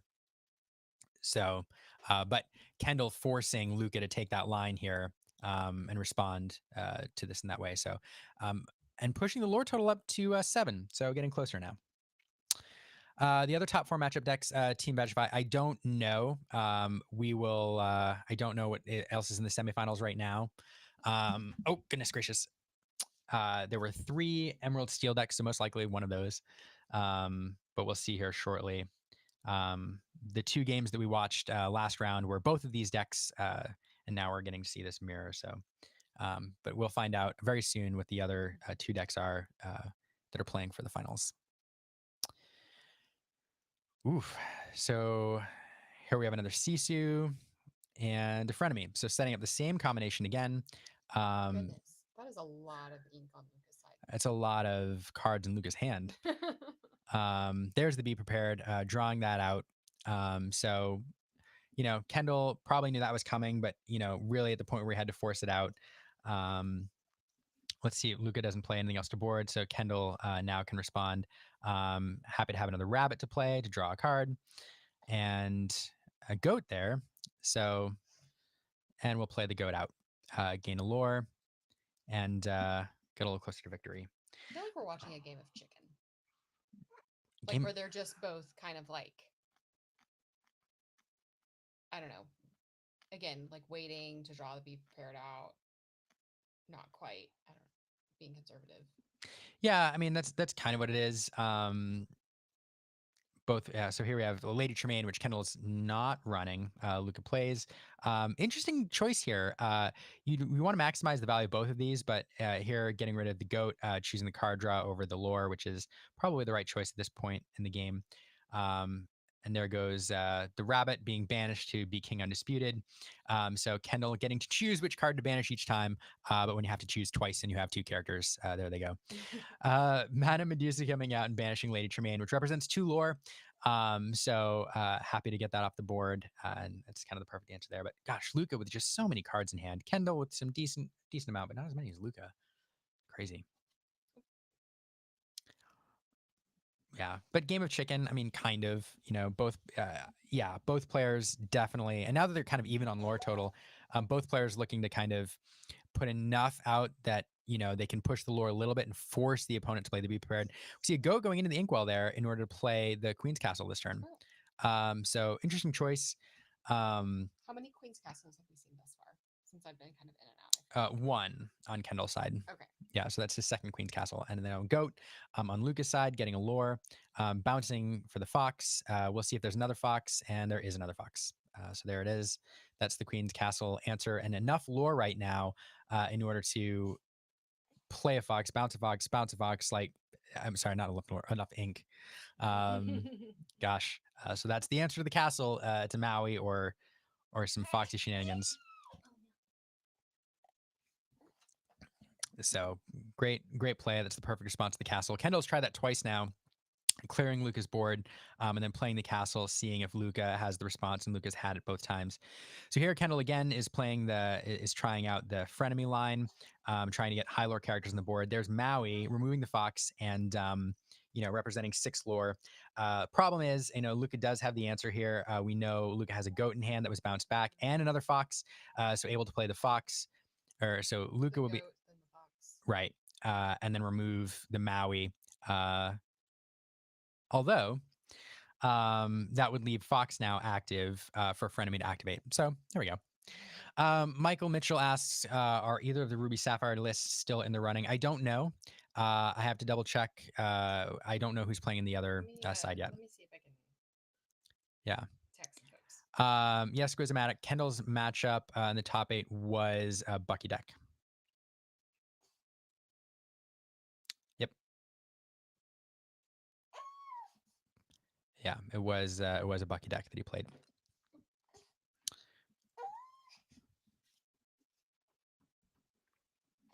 Your microphone wasn't on, by the way. I just turned it on. Oh, well, that's... Yeah. I think people can hear you. But you'll have to let me know if you can't hear Aaron. Okay, so there's Luca taking the same line that we talked about before, clearing the board, then playing Queen's Castle and forcing Kendall to respond. Kendall now either needs to play the same kind of Fox shenanigan or Maui into the castle. It won't do enough unless you can now bounce the Maui with a Fox, perhaps. But Queen's Castle, 2 lore is not great at this point when Luca's sitting at 12. But at the very least, there's no characters in there for the card draw. So, and now we have Madame Medusa coming down just for another character that threatens the castle next turn. So Luca, perhaps if he has, we know he's not running Lady Tremaine, but perhaps, no, he is running Lady Tremaine. So if he has Lady Tremaine or Beep King Undisputed, now that's an insurance policy there to keep at least one character on the board to deal with the castle. So at the very least, Kendall can banish it next turn with her. Another friend from the other side, another signed friend from the other side being played. And to be King Undisputed, Kendall having to choose one character twice. And there it goes. Kendall with Maui here. We're playing very fast now because there's one card and the answers are apparent. So, oh no.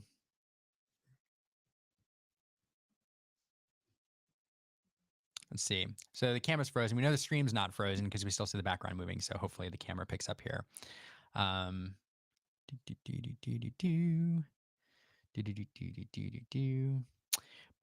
if oh no. Oh, there we go. All right. I was about to muse on the situation here. I think, both players, well, Luca now pushing 16 lore. It's gonna be tough for Kendall to come back from this. The goat bounce is a danger. We see another goat being drawn there. So Luca probably has what he needs to close out the game. There's 3 goats, and that's gonna be game. I mean, that's game. Woo. Okay. Golly. So, what makes the difference in this matchup? Honestly, what makes the difference in this matchup is card draw. Both players we saw, how do you pronounce that word? Eschewed. Both players kind of ignored the aggro line. Oh, we're not even watching the match. We're going to flip over here. All right. So all you who are asking what the other matchup is, it is 2 Ruby Sapphire decks. So we have a mirror on one side, mirror on the other. Yeah, so it'll be Ruby Sapphire versus Ruby Amethyst in the final. Mastermind TCG called it. So here we are coming into game 2 with Taylor Lewis against Enrique. Yep, and you called it. And beautiful Sisu sleeves. I love those art sleeves. So kudos to him for running the Ravensburger sleeves on that side. I know people hate them, but you can't argue that they are beautiful.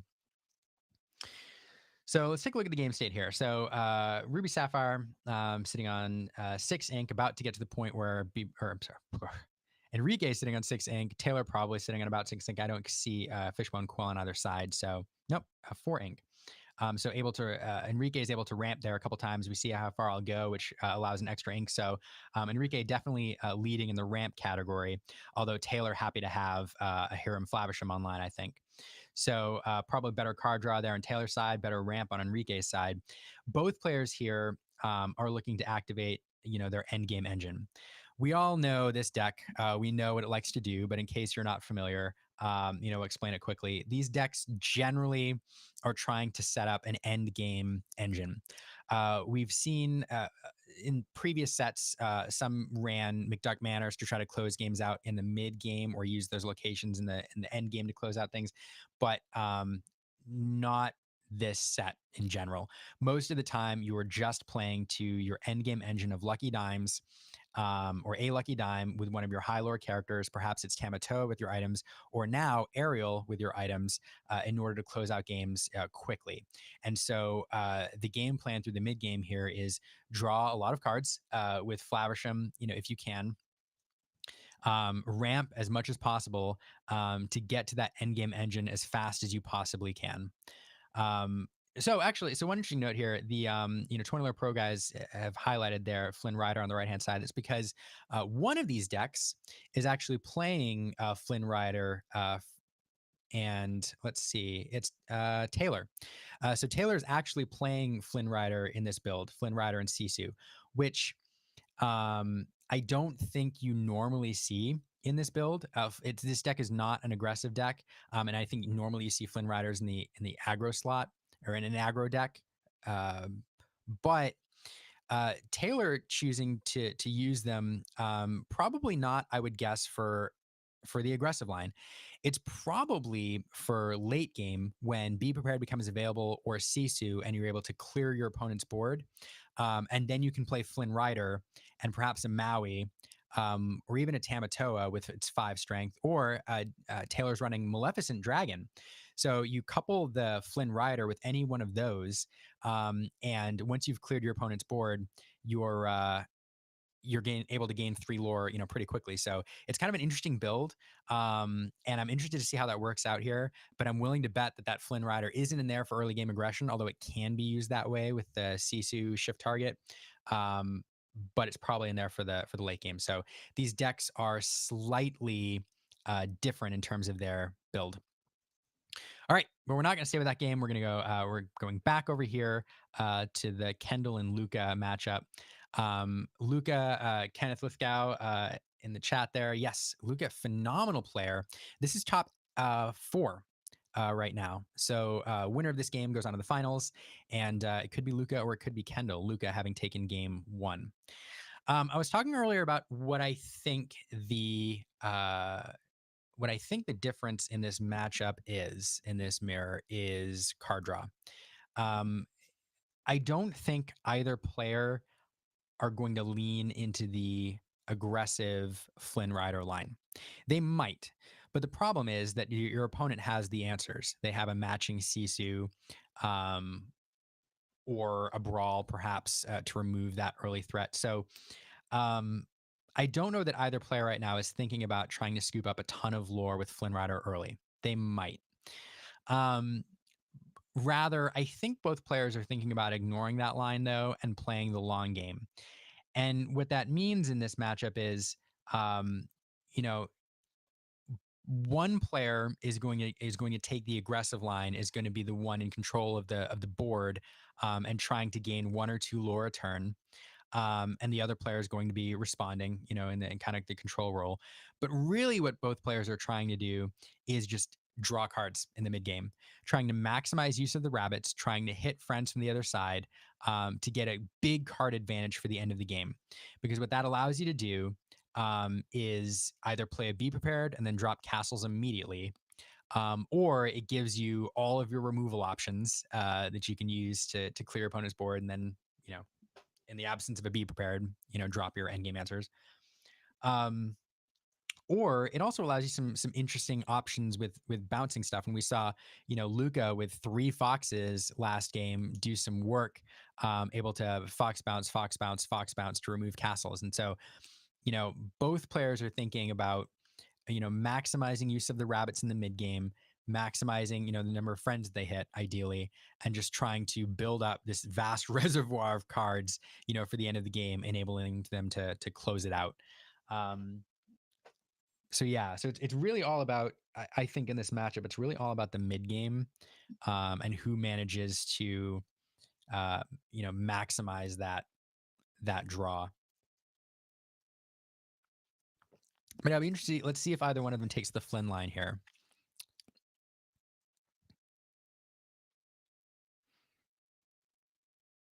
So we do see Luca with Flynn available. So we'll see. Okay, so there's the Flynn. So we do see the Flynn coming out on turn 2. Kendall being on the play, this is a lot more appealing a play, and there's the Flynn for Luca. So we'll see. We'll see this little chess match here. Both of them didn't, for those who were around last game, both of them did not play the Flynn on game 1, either because they didn't have it or chose not to. Probably because they chose not to is my guess, but I'll wait for the stream to unfreeze. But we'll see what they choose to do here. So obviously the ideal follow-up here without a turn 1 play for a Fox bounce is Sisu in order to activate that Flynn. The challenge, though, for in this matchup is, Kendall being on the play is obviously going to have fewer cards than his opponent. So you'd think the advantage here would go in this aggressive matchup here with this Flynn would go to the player on the play, because they get to play the Sisu first, and then potentially gain lore with the Sisu first. However, Luca has the response. Luca is going to have more cards in hand. Actually, let me do that math real quick. So yeah, so it actually is. It was with Kendall. I scratched what I said because Luca will have more cards in hand. So yeah, definitely beneficial here for Kendall with the Sisu. Play the Sisu. Luca has more cards in hand, being on the draw, and that Sisu will be able to activate even over the opponent's Sisu. I'll wait for this stream to come back up. There it is. Okay, we missed a lot, but Luca is sitting with the Sisu. It looks like that Flynn did activate. Sisu having sung friend. So yes, so the Sisu did activate on Luca's side. Kendall without the a Sisu and singing a couple friends there. Fox now bouncing and removing the Sisu, getting rid of that threat, and now Flynn won't activate. So after going on and on about how neither player will take the aggressive line, both of them did. But Luca having the Sisu, Kendall not having the Sisu, that Flynn activated for 3 and a quick 3 lore there. For Luca. Now, both with the friends, Luca singing, playing friends there, Kendall playing friends twice.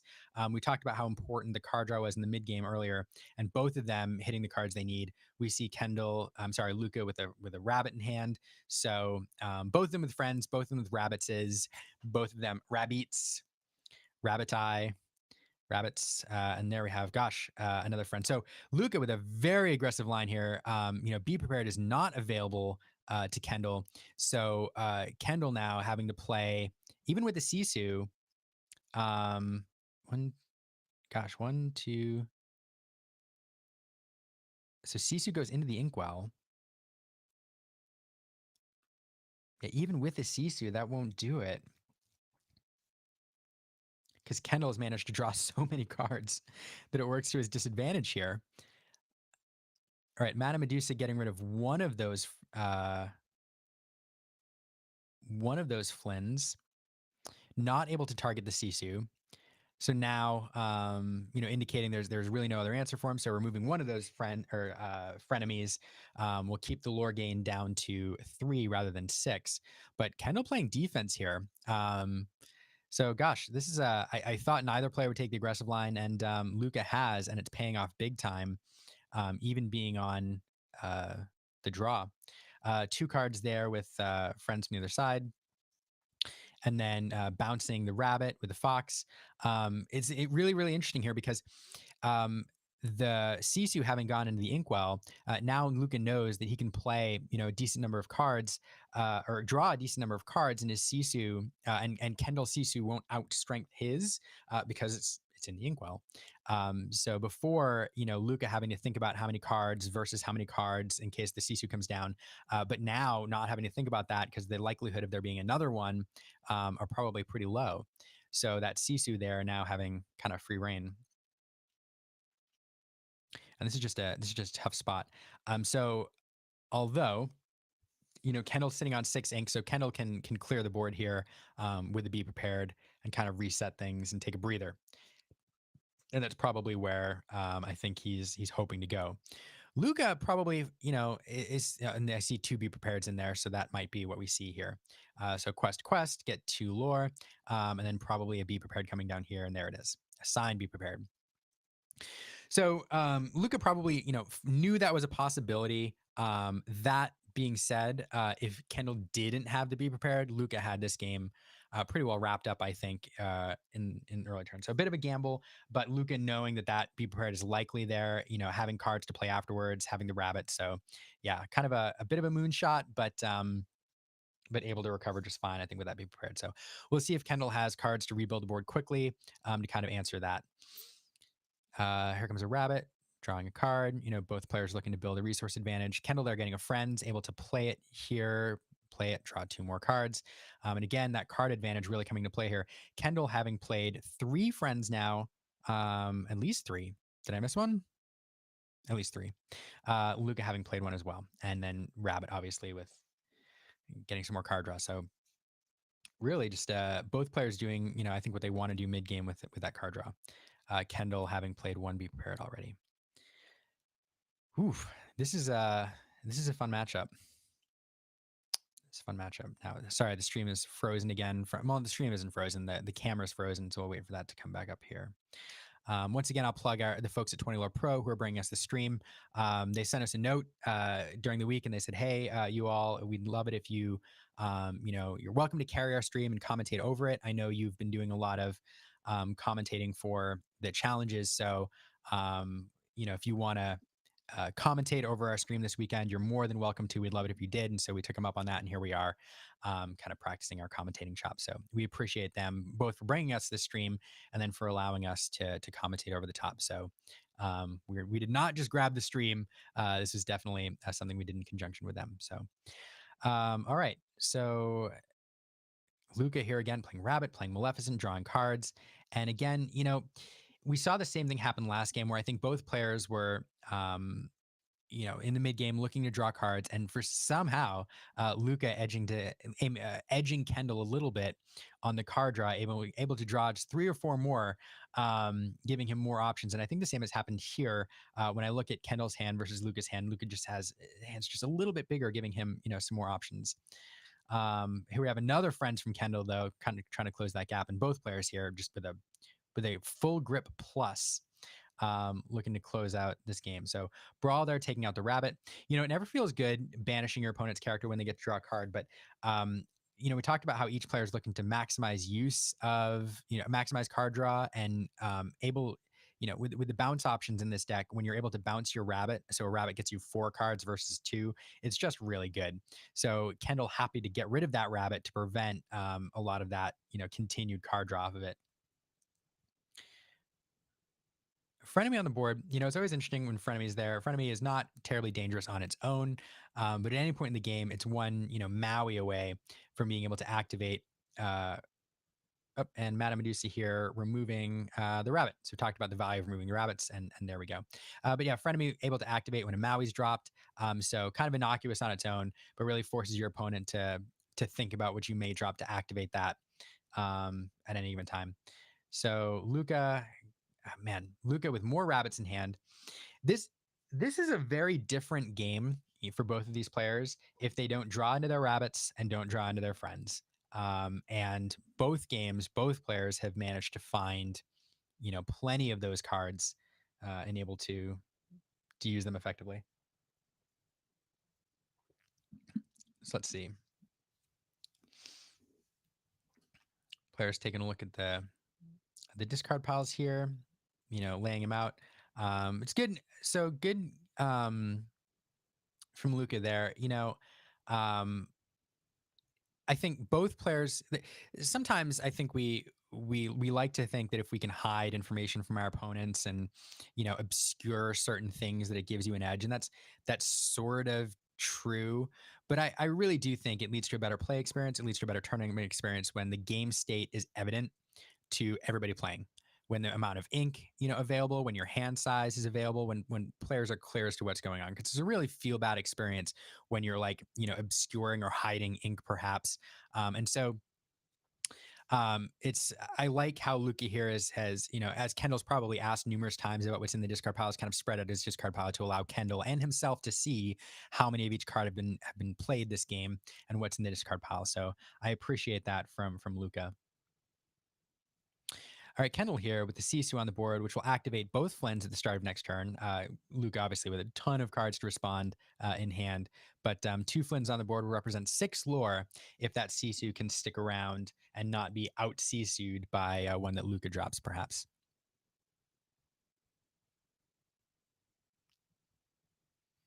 So let's see, passing the turn back there, we have a Be Prepared drawn off the top deck, a signed Be Prepared off the top deck. So in a pinch, able to remove everything there.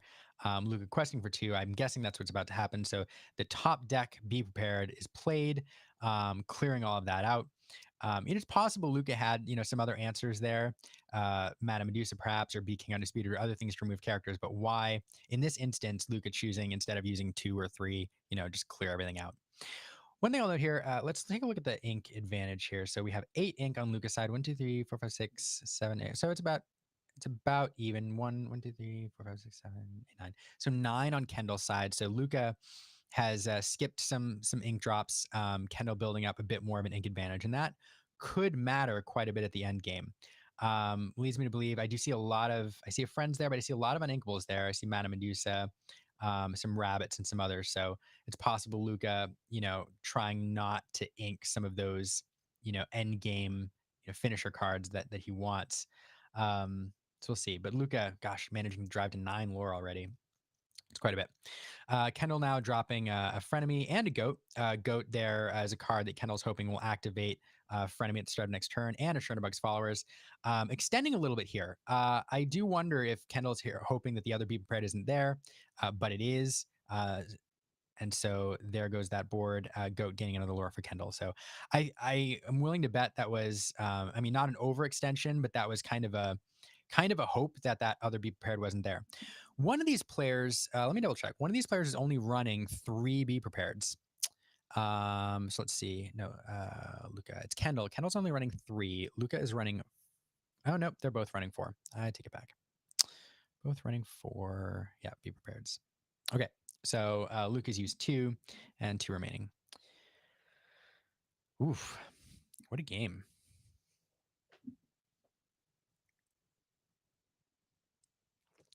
So if anybody watching, if you know either of these players, if you're pulling either of these players, pulling for either one of them, let us know in the chat. I'm sure there's some fans here. I've seen both these players play before on streams, etc., and challenges, and both phenomenal players. So we're really seeing some top caliber, high caliber Lorcana play here. So Luca here with Lady Tremaine. Lady Tremaine, there we go, off the board. Lady Tremaine, great removal card, but also has 2 lore. So represents a decent threat on the board, and Kendall getting rid of her pretty quickly.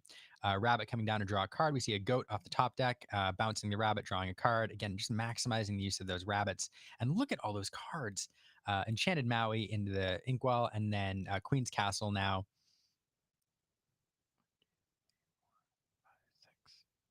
1, 2. Yeah, Queen's Castle now on the board. Maui coming down, dealing 6 to the Queen's Castle, and then dropping a Goat, for another bit of lore. Kendall choosing to play the Goats here. Obviously, oftentimes you save the Goats for the end game, where you can bounce them quite a bit and close out things pretty rapidly. I do think here, Kendall's just looking to get some characters on the board, looking to get 2 things on the board here in order to threaten the Queen's Castle next turn. But also, at this point, if he can draw, oh goodness gracious, 2 cards, Lady Tremaine and Be King Undisputed, forcing Kendall to choose and banish a character, and both characters now being chosen and banished. Kendall with a lot fewer options here, though. Just look at Luca's hand size. This is again where I talked about between the games how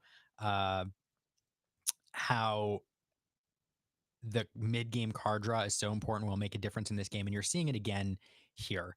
I mean, we're both players are running very similar decks. Both players have very similar ink totals, but Luca has managed to hit every rabbit. I feel like there's there it is again. I think we've seen 2 go to the discard pile, managed to hit quite a few friends, and just drawn so many cards off those rabbits. Look at the size of his hand. There's another rabbit coming down there. It's just really tough. It's really tough when your opponent has so many removal options available, and they just have that many cards in hand. So rabbit coming down, great card for Kendall to top deck, able to get 2 cards off of it, get the Fox to answer the castle. But at this point, Luke is just looking for, 1 or 2 lore a turn here, getting that much closer. So questing those rabbits would have been great, but be King Undisputed, forcing Luca to choose and banish one of the rabbits, 1 left to quest with, going up to 15, getting a little bit closer. 3 goats, and that's going to be game. That's pretty much the exact finish we saw from Luca last game. Just build up ink total, play 3 goats, and that's, say that's game because they come down, gain 3 lore, and now Kendall has a choice: either I remove 3 goats and you gain 3 lore, or they quest for 3 on your next turn. So that's game. Kendall just playing it out. Be prepared, removing the goats, kind of losing on his terms. Joaquin, I see 20 lore Discord with Kendall. Understand, I know Kendall is a valued member of the 20 lore pro community, and just a great person, great player. So understand that. Luca, also a fantastic player, fantastic person. And really, that game could have gone either way. They're both fantastic players. But now the 20 lore pro folks taking us back to game 3 of this other mirror, the 2nd seed versus the 3rd seed. Here we have Ruby Sapphire versus Ruby Sapphire.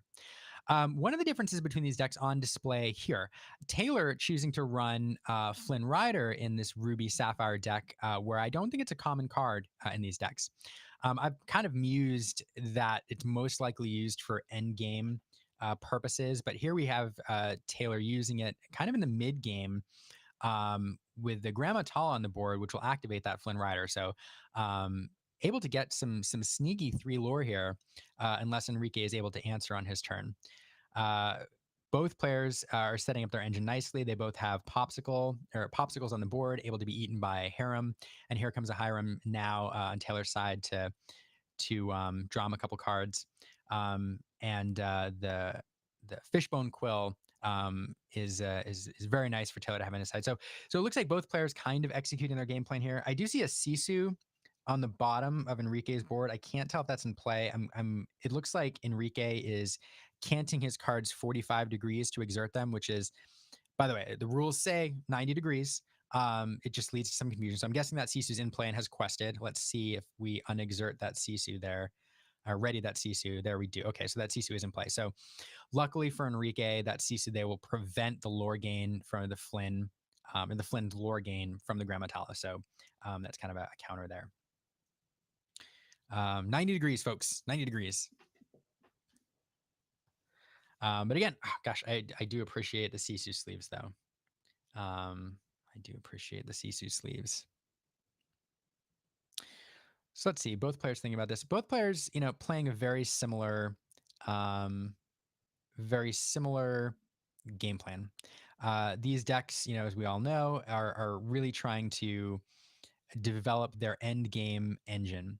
As we see, I'll talk about that in a second. Enrique play How Far You'll Go, or How Far I'll Go, a card that allows you to look at the top 2 cards of your deck. One of them goes in your hand, and then you put the other into your Inkwell exerted. And so we see him place a card down there.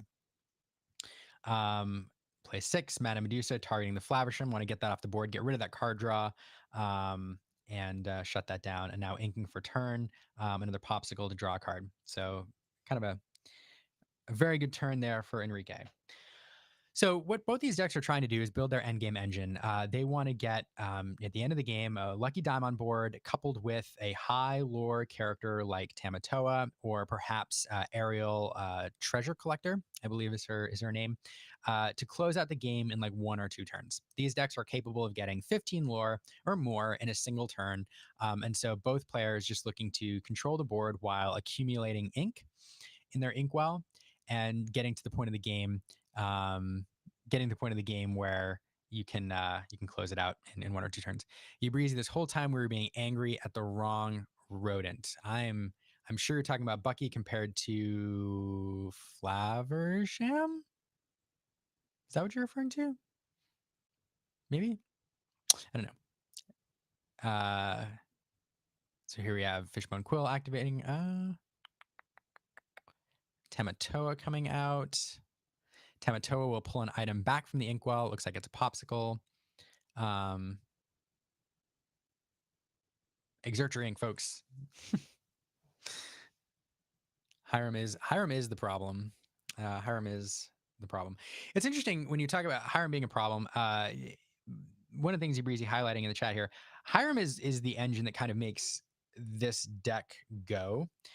Without Hiram Flaversham, a lot of these control decks, I think Sapphire Steel still has Whole New World or other things they can put in for card draw. But this particular deck doesn't really function without the Flaversham card draw. It makes Fishbone Quill not work quite as well when you can't refill your hand. And so it is interesting. People think about Lucky Dime or other components of this deck as being the key component. Or like the finishers, but really Flaversham is the key card for these decks. Yeah, 2 cards is just too much draw, and quit putting heat on my Flavor Flav. It's a great card, and the fact I will say with Flaversham, I think if Flaversham did not activate the turn he came into play, just when he quested, it would feel a lot more even. And I don't think it's an overpowered card, but it would feel a lot less bad to play against. But the fact that he activates and you use him immediately when he comes into play, and then you can use him again, just makes him really good. And it really makes these decks viable, these control decks. All right, Enrique playing a Maleficent. Maleficent's not a card that we see often now. I mean, we see, I guess we do see him in this build, probably about half of them. But a great removal card. Also, if you're running the Frenemy, Flynn Riders, it can activate that. But then also it does another critical function in these Ruby decks. It can sing Be Prepared, allowing you to respond immediately if the game gets to that point. So it's a neat card to see. I think it fell out of favor for a little while, and now it's back in some of these builds, about half of them, I would say. Lucky Dime coming out 1, 2, 3, 4, 5, 6, 7, and activating right away. So getting 2 lore off the Maleficent immediately, and now questing for another 5, going to 11. So again, fantastic turn for Enrique. They're really executing his game plan. Taylor not out of the game. Having that Lucky Dime on his opponent's side of the board is not great, but has enough ink for Be Prepared. Has a Flaversham to draw a couple cards off the Quill. So getting to Be Prepared, I think at this point is not. It doesn't feel bad, but that Lucky Dime is just so threatening on the board because it gives you lore, immediately. When your character's played. And fruit snacks. Thank you. Aaron thinks I'm talking too much. Fruit snacks. Just a little snack. Who won the other round? Luca. Oh, awesome. Okay. Sorry, it's Ruby Amethyst or Ruby Amethyst? Ruby Amethyst. Okay. Watching this mirror match here. So yeah, Taylor, I think happy to play Be Prepared here. If he has it, I don't think he has it. Grandma Tala looking at cards, probably looking for the Be Prepared. Has enough to play it if he finds it. But really at this point, you got to get those high lore characters, off the board. And so that's really, really what you're looking for. Oof, indicating he doesn't have it. It is interesting here. Taylor's sitting with significantly more ink. So Enrique with a much better board state, but at this point in the game, if Taylor's able to stabilize, has a lot of ink to do a lot of shenanigans, but just at this point has to clear the board. I mean, that's really all there is to it. 1, 2, 3, 4, 5, 6, 7, 7 ink on Enrique's side, and that's really going to be game. Or 7 lore rather. It's really going to be game. So I mean, this helps removing Maui. But you still have the 2 lore Sisu kind of hiding there at the bottom of the very bottom. Is it exerted? It is exerted. Oh, there it goes. What hit the? Oh, the Flynn Rod. What hit them? What's there on top? On Taylor's. That's Flynn Rider Frenemy, but it only has 2 strength. Sorry, folks, I missed what removed the Sisu, unless Sisu had 2 damage already. But Sisu getting removed. So big Sisu. Oh, goodness gracious. So big Sisu coming in here. Obviously, it's a big body. The banishing opposing characters with 2 or less isn't the problem here. The problem is it has 3 lore. 1, 2, 3, 4, 5, 6, 7. Did we activate it? I mean, 1, 2, 3, 4, 5, 6, 7, 8, 9, 10. So enough to activate it immediately. Great answer there, Maleficent, removing that Sisu. The 3 lore is the problem, able to gain 3 lore off the dime each turn. So removing that feels extra nice. Taylor managed to stabilize the board a little bit, but really that lucky dime is, gosh, it's just a problem.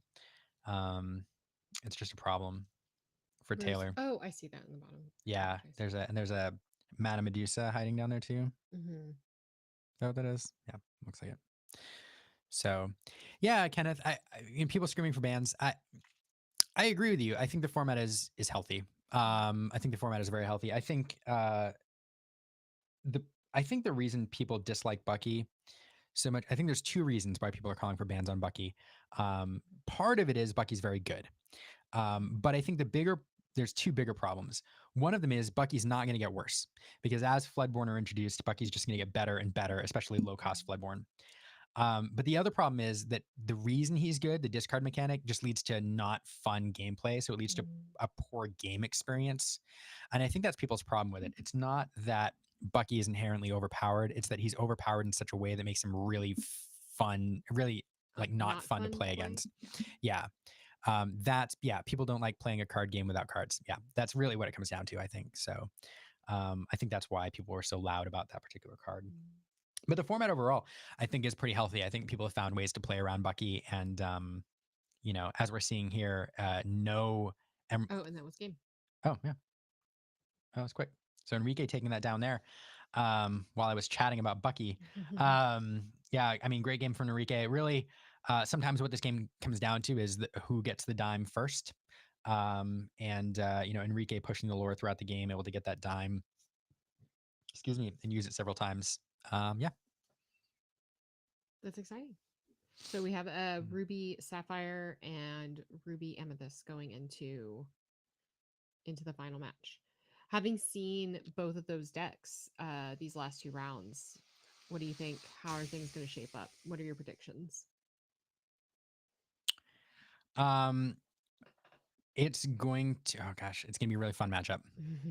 Lorcana Bell is a great point. Cards that do things, I'm going to answer that question, but I like this point. Cards that do things on the discard would change things wildly. And what Carolyn means by that is, in other card games, you have cards that say, when this card is discarded, do a thing. And that leans into you then play cards which where you discard your own cards. So for shift characters, right, man, but that would make cards where you have to discard a card for a shift really good. So if you had to discard a card to shift, then the card does a thing, gives you benefit. But in against a Bucky, the finals is next, Digitom. So we're gonna see the finals. But yeah, a card against Bucky where your opponent is scared to make you discard because you're going to get a benefit from it. Like when you discard this card, draw a card. That would feel actually pretty fair to me. Yeah. It's just kind of an insurance policy against discard. That would make Bucky a lot worse. So it would make him worse. Yeah.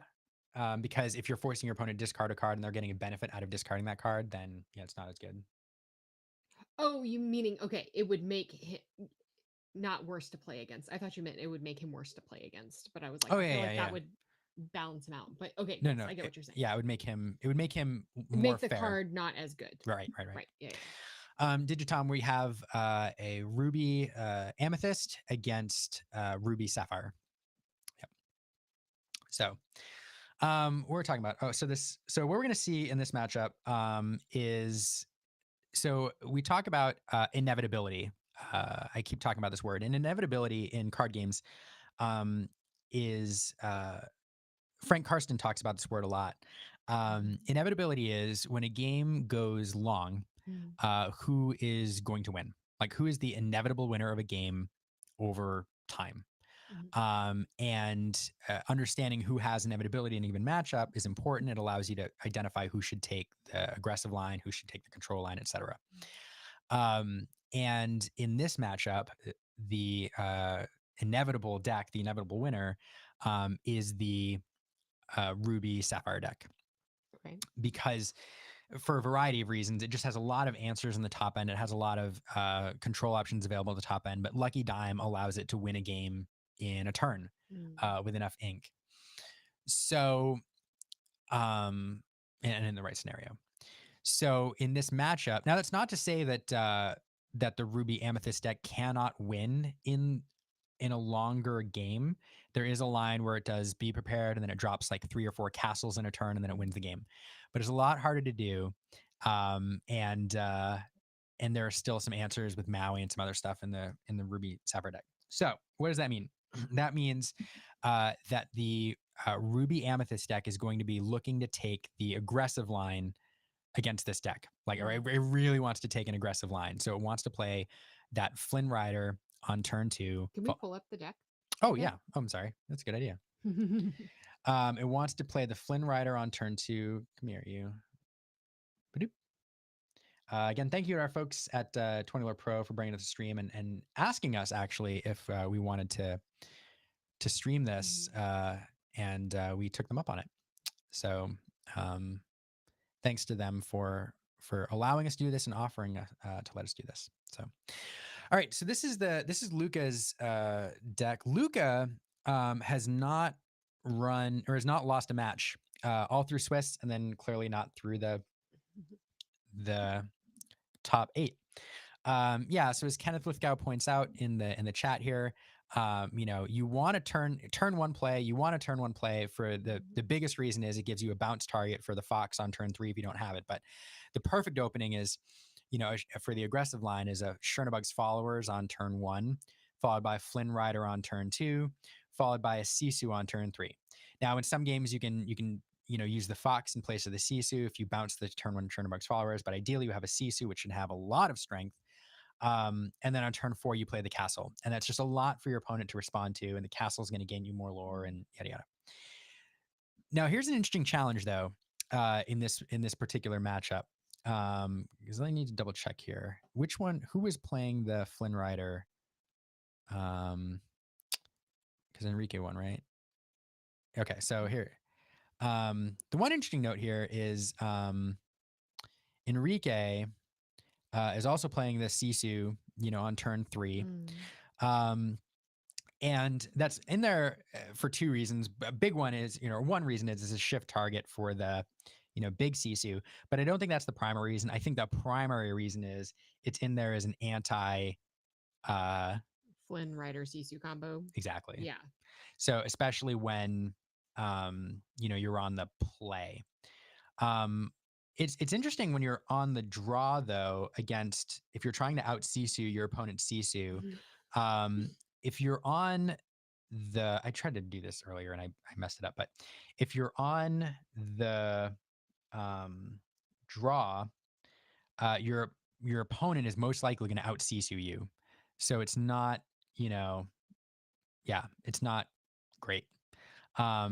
So really, it's an effective anti-Sisu if you're on the play, because you just having that extra, extra card draw is gonna be a problem. Kenneth pointing out no Fishbone Quill. Yeah, no Fishbone Quill. It's an interesting choice. So instead of the Fishbone Quill, to get extra ramp per turn, we have the Great Stone Dragon is in there with 3 copies. Great Stone Dragon allows you to get cards from your discard pile into your Inkwell face down, a character card from your discard pile in your Inkwell face down. So something that can ramp you a little bit later game.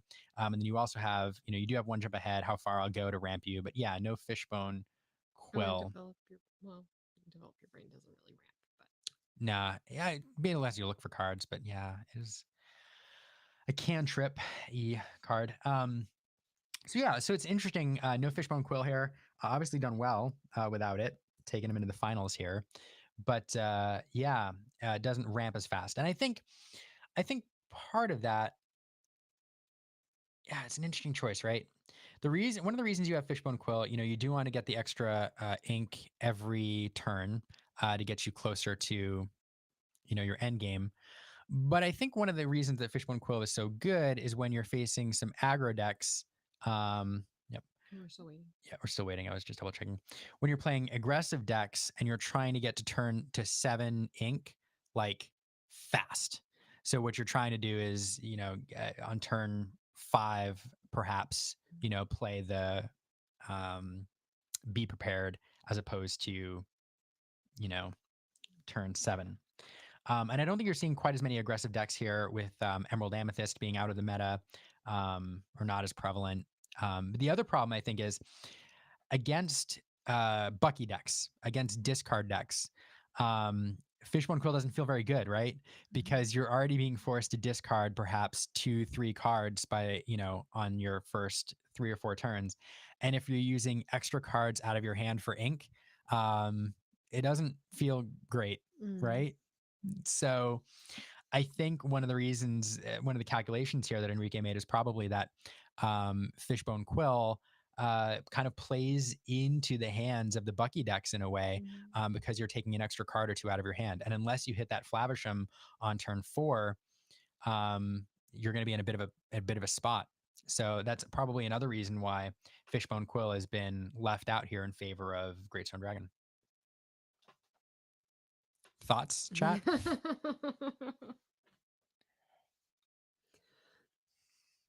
I still think it's so interesting, and I feel this when we talk to some of the competitive players that we've had an opportunity to interview on the channel, just how like how you think about these decks and your thought process. It's almost like a circular thought process, rather than kind of a linear one. And I think it's because what is great about TCGs is it is just like a giant puzzle. So it's like, if this, then this, but then what about this? And then that impacts this. And so I'm always just in awe, kind of listening and trying to have my brain keep up with your thought process. But yeah, no Bucky in finals. That's exciting to see. Yeah. Yeah, it is interesting. And 3 Buckies made the top 8, and then none of them survived. None of them survived the quarterfinals. All 3 Bucky decks losing in the quarterfinals and not making the semifinals. Yeah, that's true. So yeah, because we had 2 kind of mirror matches in the semifinals, like not exact mirror matches, but like at least in color matches. Kenneth, you said say again, and I think yeah, kind of like people figured. I agree. If you were talking about what I said before, it's I said it in a really, really long way, but the bottom line is I think Fishbone Quill plays into Bucky deck's hands in that you're getting rid of extra cards in your hand for ramp, and I don't think it feels very good. Update from the floor. We are actually there. They have agreed to not split. So we are actually going to get like this match. I know that when we go in the finals, there's always a question about like, oh, are they going to split? They are going to play it out. There's not going to be a split. And also hearing that there is going to be a 2K after this stream that I think 20 Lore is going to pick up and start streaming. Yeah, so this is a good note. Let me plug 20 Lore Pro here. I mentioned again, or I mentioned earlier, they sent us a note and said, hey, we're streaming this thing. We'd love it if you're more than welcome to, and we'd love it if you picked up the stream and ran it on your channel as well. And feel free to commentate over it, etc. We know you all are looking for some practice for the Lorcana challenges. So you're welcome to do that. And so we took them up on that. And so that's why we're here. You're hanging out with us on a Sunday morning as I drink my coffee out of a Stitch mug, and we're commentating some top 8 here. But 20 Lore Pro does a fantastic job at a lot of things. They have a great Discord server where they share, a lot of competitive information. It's a really great community, and they do some great commentating too. And they do some great commentating. They have a lot of really great partners and an in-house team that does really good stuff. So this stream you're seeing is their setup, their tech, which they brought to Atlanta. They traveled here from Texas to Atlanta, set up their stream, and are streaming from there. So I would offer 2 things. One, if you're interested in following, some good competitive Lorcana content, take a look at 20 Lore Pro, follow their Twitch channel, and take a look at their Discord. We'll post a link in the show notes here later.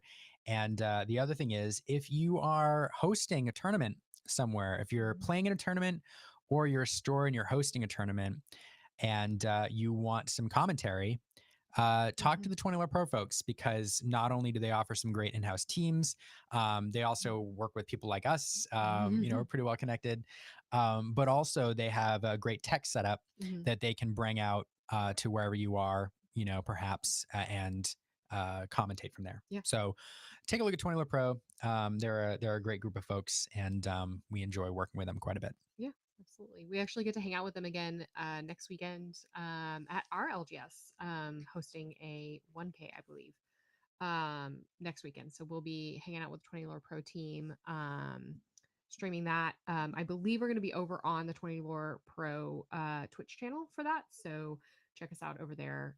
Next Saturday is that tournament. Yeah, no, they're great group of folks, and we're excited for that.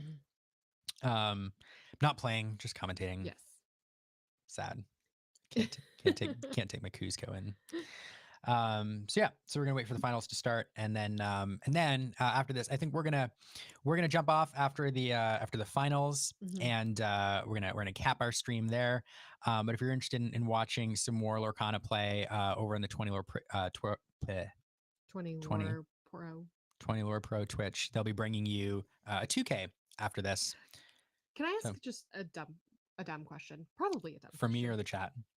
I mean, if the chat wants to weigh in, sure, you're going to weigh in faster than the chat is, but the chat, maybe we'll see how fast they are. Why? Okay, why do so many competitive players have black sleeves?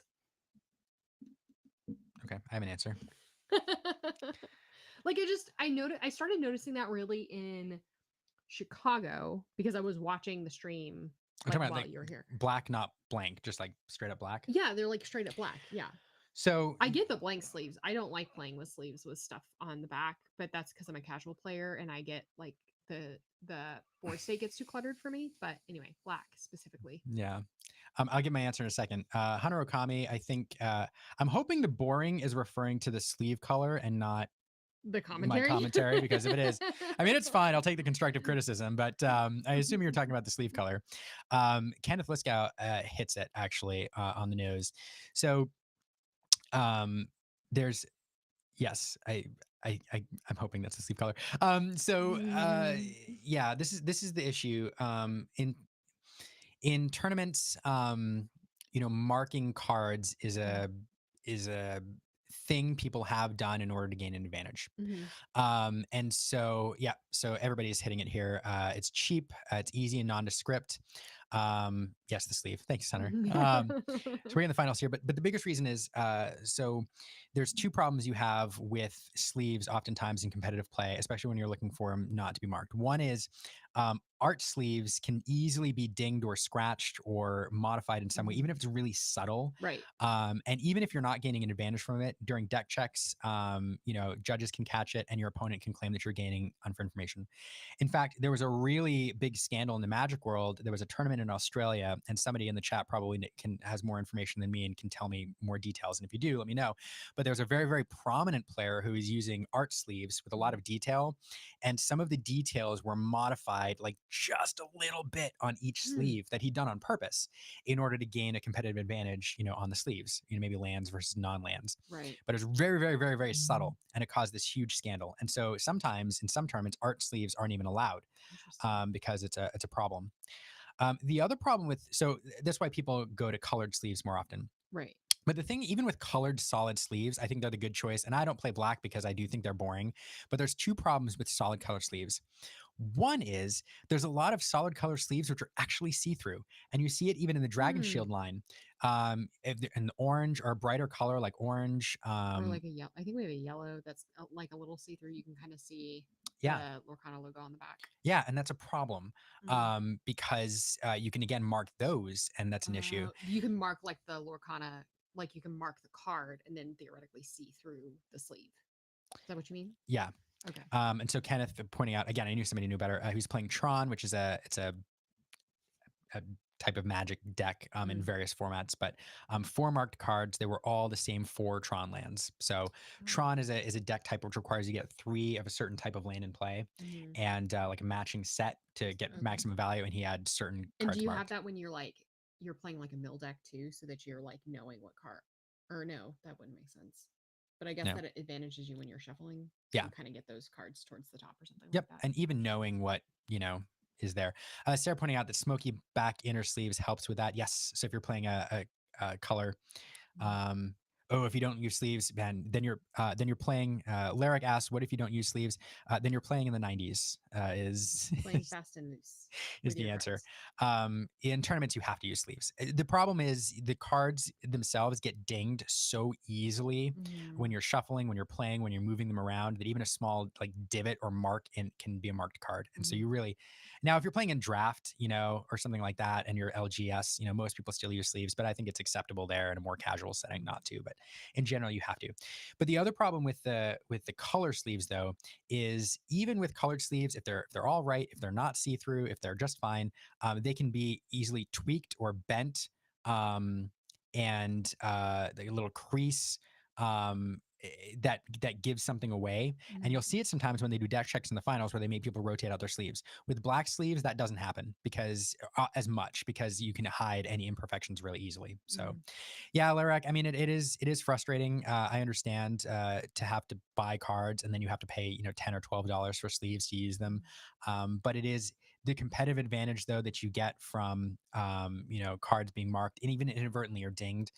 It's just a Mhm. problem. So in a casual setting, it's no big deal. You know, at game stores and stuff. But And I you will know, say that Ravensburger did just release for this upcoming set that they are going to have sleeves that look like the back of the cards, but they are sleeves. And so it does look like here. I mean, you see the Sisu sleeves um, on Enrique's side that you can play with art sleeves as of now.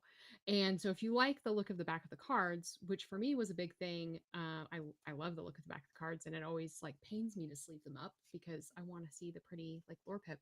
You're gonna be able to do that going forward, so that's exciting. all right. Sorry. No, that's good. Sleep discussion, good. Over. Now let's get back into it. We've seen a couple turns here go. Enrique ramping on turn 2 with 1 jump ahead, getting 3 ink in the inkwell, doing what he wants to do. And then Luca with Chernobog's followers. Now, what's interesting to note here is I do think that the Ruby Amethyst or the Ruby Amethyst deck would like to play the Flynn here and take that aggressive line. Did not have Flynn on turn 2. So at least that we saw, unless it Mhm. was removed. But I don't think No, it that's a looks like thing. it was friends. Friends on turn 3 with no turn 2 play, perhaps. I may Yeah. have missed it. So let me know if I'm wrong. Mhm. But yeah, so interesting there. Luca drawing, you know, choosing to use the Chernobyl followers, banishing it to draw a card. Goat going into the inkwell, getting a rabbit, drawing a card. Luca now is in the mid game. Luca's going to be looking to maximize the use of the rabbit, draw as many cards as possible to set up, you know, some sort of end game and also provide answers for some of the big characters that Enrique is likely to play later on. But yeah, I do think the game plan here for Luca is ideally to play that aggressive line on turns 1, 2, 3, 4. I could be wrong. Maybe Luca has chosen to avoid that. But oh, sorry, wrong card there. Let's try again. There's the brawl. All right. Um, okay, so unfortunately, not available for Luca if he looked to play it, and so now he's moving into the mid game, or perhaps he's just looking for card draw. Perhaps drop a castle and force Enrique to respond. Castle is not a terrible card to play in the mid game against Mhm. Enrique because there's really no one turn answer. There's a Maui which can do 1 damage. But that's why it's so important for Enrique to have that Grammatala on the board. Grammatala now represents, combined with the Maui, a threat to the castle. So Mhm. Luca not able to drop that card on turn 4 or 5 to get to sneak a couple lore out of it, because Enrique is threatening, you know, the full damage to the castle with the Grammatala combined with a Maui. Mhm. So, all right. So here we go. 3 playing the Sisu. Mhm. Um, Sisu, an interesting card here. I do think it's in here more for the anti Sisu or for the anti Flynn, Mhm. but not a But it bad looks card. like it's. Hmm? Oh no, go ahead. No, I was gonna say not a terrible card to have. It has 2 lore, so Enrique can perhaps quest with it a little bit, force Luca to respond, or probably use it for board control here. 4 on the back end is kind of nice, and we'll have ginormous strength with Luca's hand Mhm. size, so able to do a little bit of work there. Um, Able to shift into it as well, but not a lot of Mhm. targets there. B King Undisputed here, forcing Enrique to But choose. he does have enough ink to do the shift, so we Yes, could see that happening. that is true. Just not a lot of good targets for it. Um, but and then Lady Tremaine Mhm. removing that too. So Luca really cruising here into the mid game. Which you said before we started was really important that Luca kind of get a good lore. lead before we hit the mid game. Yeah, no, that's true. Luca really needs to build the lore total before the end game to allow him to close out with castles and goats.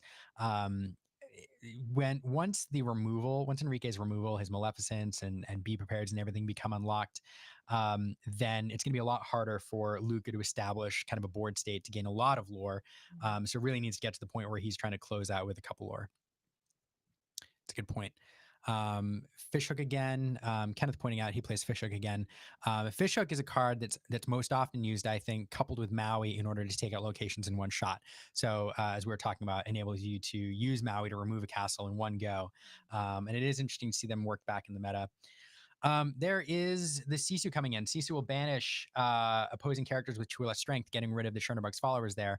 Only 1 card removed, but won't allow Luca to draw a card off that. Luca will draw an extra card off of Lady Tremaine in the castle and get 2 lore off of that, and then 2 lore off Lady Tremaine questing. So Luca driving the lore total, doing what he needs to do here. So we do have a question in the chat about our dice allowed as official tournaments as counters. Liam could answer that. We also have a Chicago judge in the chat, which it looks like that question came in on Twitch. So Lorcana Librarian, are dice allowed in official tournaments as counters? Love to know. Yeah. I think I know the answer, but we'll let the judge. We'll let the judge decide. So Luca here, we're waiting for the answer, dropping 2 castles. And now this is just a lot for Enrique to respond to. You know, there's only in Steel do we see the pure location removal. So Enrique is going to have to take care of these castles with damage. Here comes a Sisu taking care of that Sisu. But really, no answer for those locations. Sisu is going to take out Lady Tremaine there, banish her. And now we're left with 2 castles on the board for Luca to gain 4 lore off of. This is just going to be a challenge. Be Prepared coming out, protecting those castles. And this is how Ruby Amethyst closes down games a lot of time now, is getting the castles on the board and then just using solid, board control in order to win the game. We did say Enrique draw Maleficent, which feels okay, but it's too little at this point. Dropping the ice block, using Flaversham to draw 2 cards. Not sure what you're looking for here. The problem is that you need a Maui plus in order to take things out. So Flaversham might be that plus next turn, but at this point, Luke is going to go up to 19, and there's just no answer for both those castles. Madame Medusa removing the Flaversham, and this is just too much. So that's going to be game in game 1 here for Luca. Wow. How fast do we think that happened? That was like, I feel like 4 minutes. It was very fast.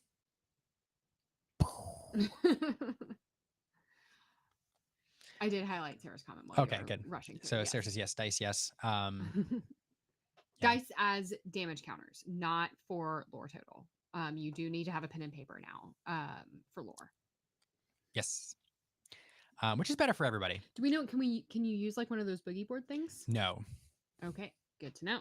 Yeah, that's an interesting note in the tournament rules. So now, in tournaments like this where Charlies is setting the rules, it's possible those are allowed. But in official Lorcana challenge tournaments, the boogie boards and other electronic means of tracking lore are not allowed. And the reason is, even though I'm a boogie board proponent.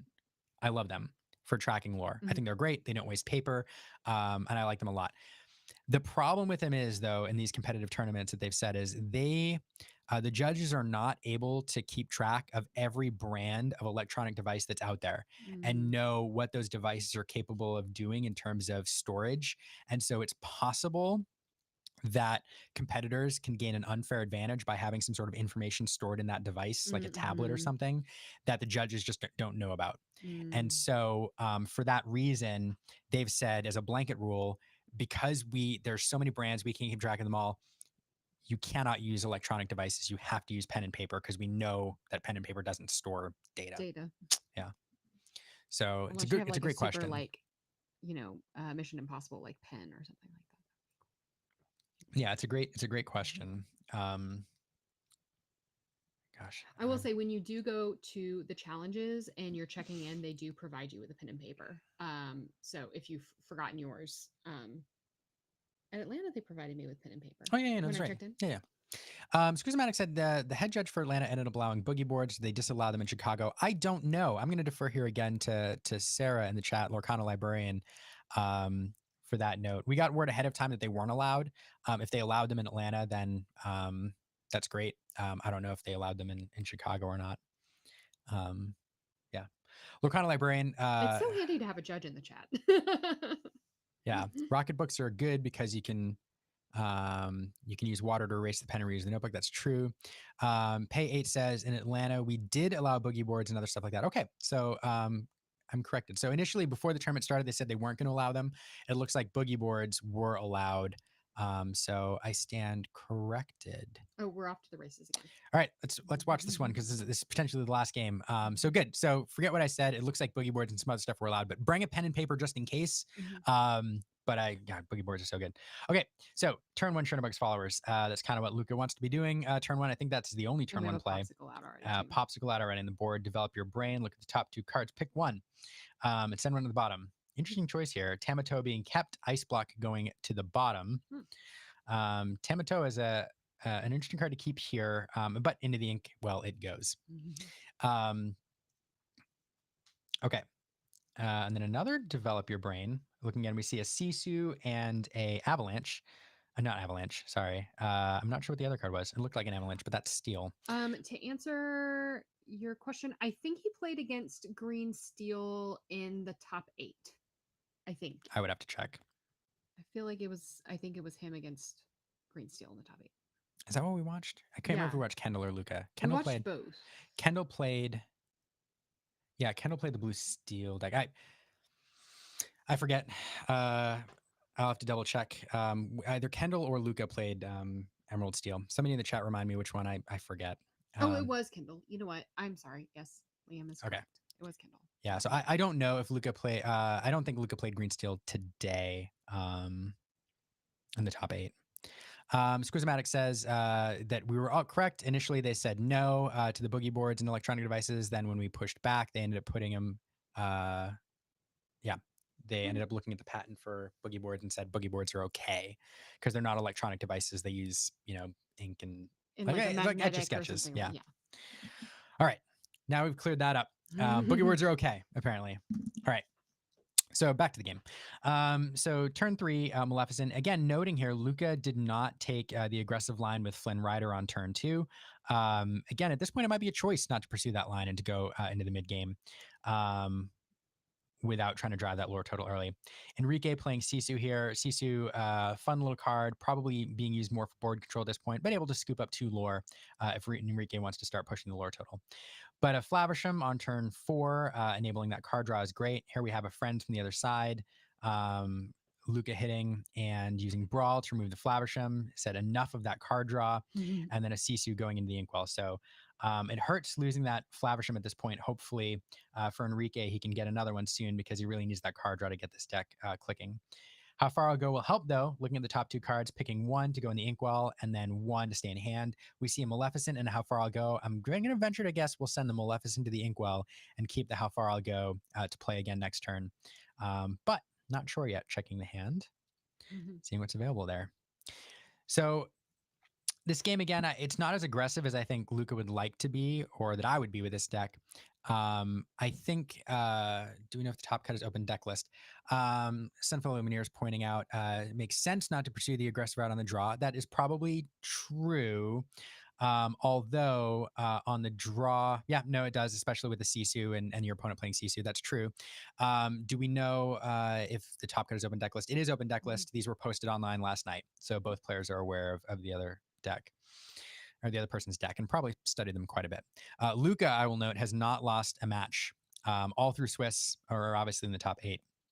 So doing a fantastic job.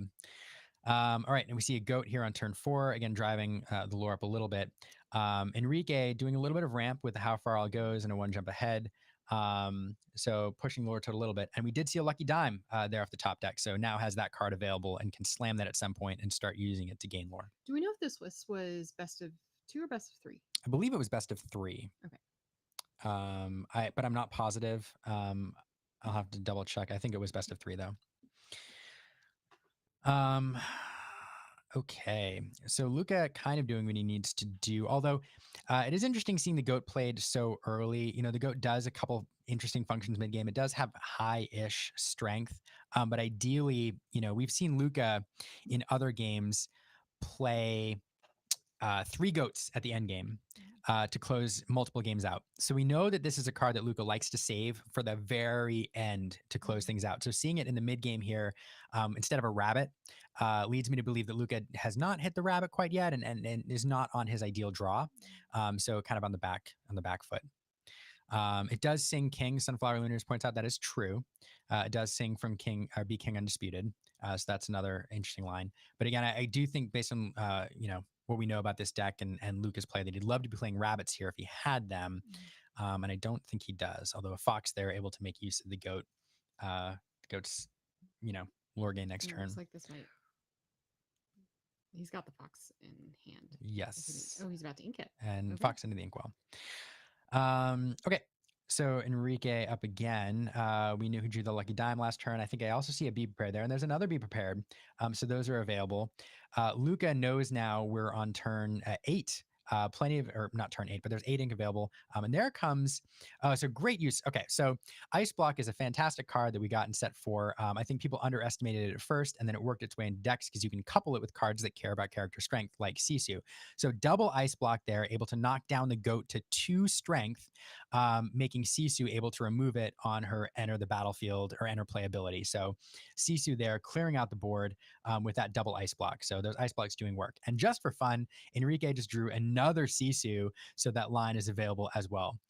Flavisham there eating one of the ink blocks to draw 2 cards. So not 2 ink blocks anymore, just 1. But also drew another Flavisham there as an insurance policy. Popsicle drawing a card. Tamatoa there off the top deck. So Enrique drawing a lot of cards that he needs. That Flavisham is great, and the Flavisham in the hand as an insurance policy is just fantastic. So looking kind of good right now. Luca wants to be playing rabbits right now. Luca wants to be playing rabbits to draw cards. So it you know is concerning. If I'm rooting for Luca, it's concerning to me that I haven't seen any rabbits hit the board yet, because that's what we've seen Luca do every turn, and ideally that's what this deck is doing in the mid game, is maximizing use of the rabbits to draw cards to set up that end game engine. Friends being drawn here and being hard played again indicates that he hasn't drawn into the rabbit like he wants yet. Let's see, we have enough to ink. I think I just saw a rabbit, maybe. We'll see. On Luca's side. Oh, good. For Luca. And then Frenemy into the inkwell, and then getting rid of that second Flavisham, which Luca really wants to keep that off the board. Okay, but we do know that Enrique has another one, and perhaps having seen Luca use some of his removal already, it's the perfect time to play it. Eat that popsicle, draw another couple cards. Luca must be frustrated. I've removed 2 Flavishams, and there's the third. There's the third one. Gosh. So this game going much better for Enrique than the previous one, and I will put it to the lack of rabbits that we've seen in the mid game. Great Stone Dragon coming down here. I'm the Great Stone Dragon. I think you can't not say it that way. I can't. Great Stone Dragon comes in exerted, but allows you to ramp from your inkwell, allowing you to put a character card from your inkwell, from your discard pile. Sorry, not from your inkwell, from your discard pile into your inkwell, face down. At this point in the game, very good. There's plenty of characters there to target, and so just free ink, for the rest of the game. Or not for the rest of the game, for at least the next 6 turns for Enrique. So doesn't have to rely on his hand quite as much, and just, again, fantastic card to have on the board at this point in the game. Did lose his 3rd Hiram, though, which is a bummer.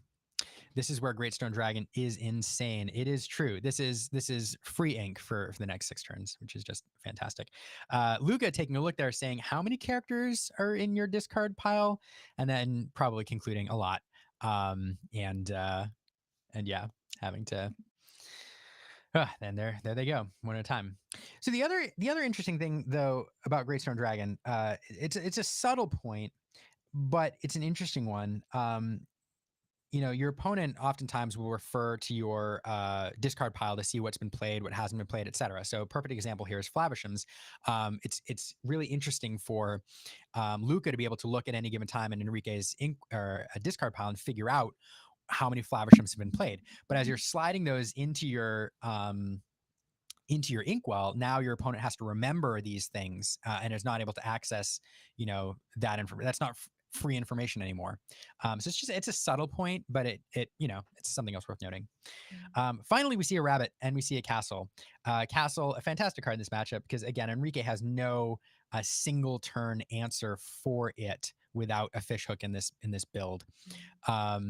So having to play Maui and then needing something else coupled with it in order to remove that castle. Luca would have loved to have one more ink to slide that rabbit into that castle this turn. Unfortunately, one short, but a great play there.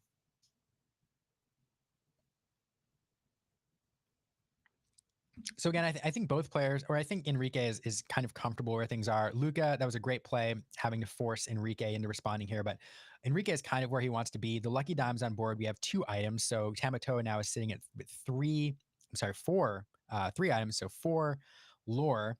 That dime represents 4 lore. From Tamatoa, and then Tamatoa next turn will be able to quest, scoop out popsicles, etc. So this is once the dime is on board, Luca has no answer, no item removal, and so it just becomes so challenging for Luca because you're really on a clock.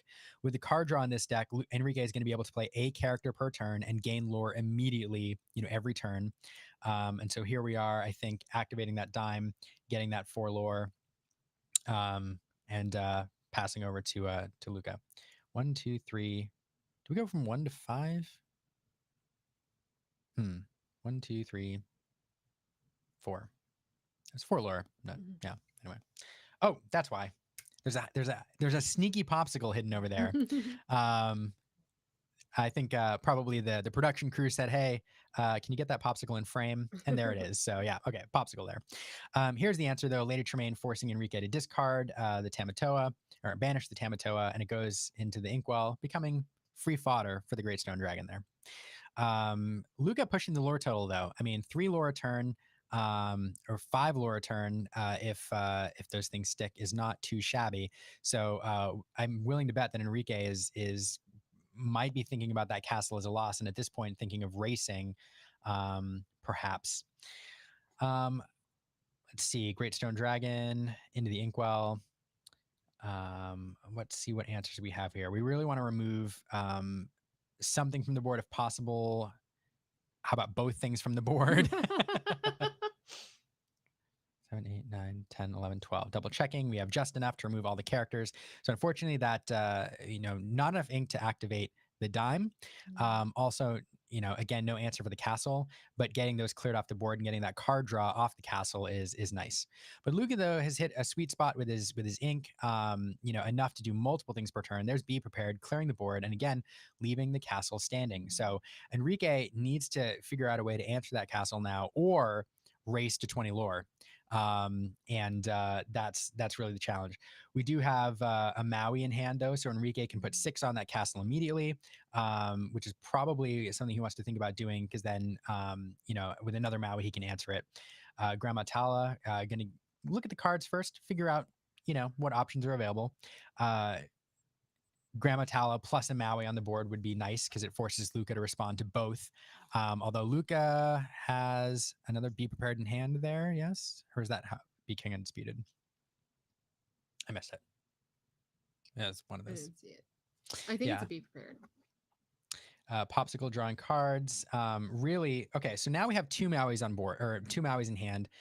So Enrique able to double Maui on a particular turn. So we can either do 5 this turn and then 5 next turn, or hit it 5 here, force Luca to respond, and then clean it up next turn with the Maui. I do love the image of Maui, like with his fish hook just barreling into the castle, just like wrecking things, while the magic mirror looks on, just terrified. It's a fun image to me.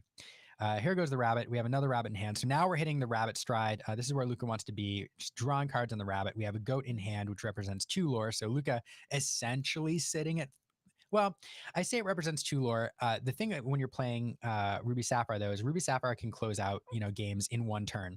And so even though the goat represents 2 lore on the entrance and the removal on or a quest on the next turn, you really have to. If you put it in play and you're counting on it being removed or questing next turn, your opponent can close out the game, quickly. Within So that turn, yeah. Maui destroying the castle. Except welcome. Could have dimed for one. Yes. Yep. That is true. With the ink available, that is true. So we'll see if that matters. Magnus catching that in the chat. Oh. She agrees. They should have dined for one. Yeah. That is true. Moving fast, missed that one.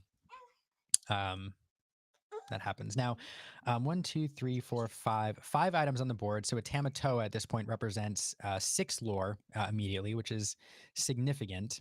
Enrique checking probably to see at this point how many Tamatoas are in there.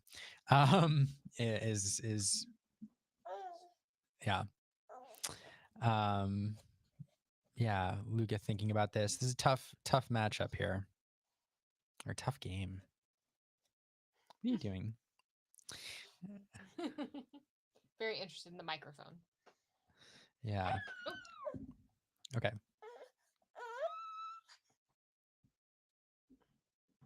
We're going to go to the living room. Oh, okay. This is our Sunday morning. All right.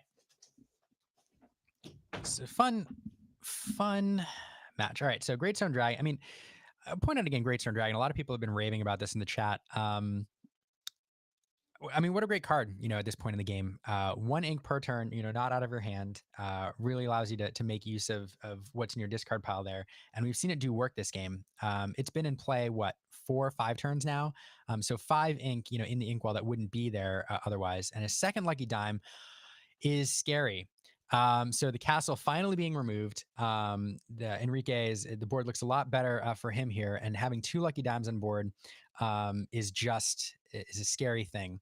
Let's take a look at the ink totals here. 1, 2, 3, 4, 5, 6, 7, 8. So plenty of ink to play a Tamatoa, and then use both Lucky Dimes in a turn. So lucky 1, 2, 3, 4, 5, 6, 7 math here. So that's a single game win. So Tamatoa right now represents a win. There's enough items on the board to put Tamatoa at 7 lore. So 7 lore, 2 dime activations puts Enrique over the top. Yes, that is a Tamatoa auto win here. So something that Enrique would love to see. And even without the Tamatoa at this point, we're getting close to an aerial. I have to double check see if Enrique is running the aerials. Let's see. We are not running the aerials. So that's not an option available. An aerial card that gives you 5 lore if you have more items, but that's not an option here. So Luca here, taking his shot, throwing both castles on the board, forcing Enrique to devote resources to responding to those, and hoping that he can get close to 20, close this out before the Tamatoa comes up. Because at this point, that's Enrique's out. Enrique can continue to drive the lore total up, a little bit each turn, or even by 4 or 5 each turn, by dropping, 2 lore characters like Maleficent on the board. But really, Luca's got this game won in 2 turns, really. We know he has 2 goats in hand. So 1 turn brings it to 15 with the castles. The next turn brings it to 19 and wins the game. So 15, let's see, 1, 2, 3, 4, 1, 2, 3, 4. Yeah, so cannot win it next turn. But really a 2-turn clock here unless Enrique can respond to those castles or win the game. That's a lot of ink. Let's see what's happening here. So here's the Sisu. We're going to double dime the Sisu, put 6 into the castle, and then another Maui into the castle. So that's the turn that he needed. So that'll be 6 lore off the dimes, bringing you to 14. And we removed one of the castles, so now the clock is not quite as scary. And now you're a Tamatoa away from winning, or another Sisu away from winning. Luca's going to have to remove that Sisu this turn. Friends from the other side looking for some answers. He has a Mana Medusa, but Mana Medusa, not the right answer for this Sisu at this point. Also, Be King Undisputed has a couple Mauis, which will be removed instead of the Sisu. So so really tough here. Looking for answers, doesn't have them. That's game to Enrique off the double dime Sisu. Woo! Wow, that was tight. Let's take a look here. I want to see how many dimes. So Enrique's only running 2 dimes, which I think is pretty common. I do think, you know, in previous meta, some decks had crept up to 3, but only 2 in this deck. So Enrique finding both of them this game to win the game, you know, pretty quickly there. 1 dime is threatening, 2 dimes is impressive's not the right word, but scary. Double dime. 2 dimes is standard. 2 dimes is standard. I think. I do think. You know, I knew some players in the last meta who were running 3. Hal Brady, I think, was one who kind of popularized 3, and he's ex Lorcana. So you know, we have seen 3 dimes in certain packages before. I don't think it's as common anymore. But yeah, so 2 dimes is standard because really you only need 1 to win the game. 2 dimes is just, I mean, 2 dimes is just good. But again, you really only need 1. And you know, there's still just not a lot of item removal out there, right?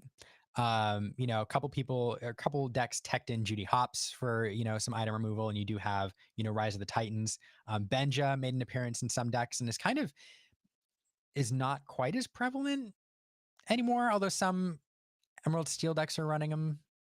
But there's just not a lot of item removal. And so I think if there were more prevalent and better item removal, um, you'd see 3 dimes. But I don't know.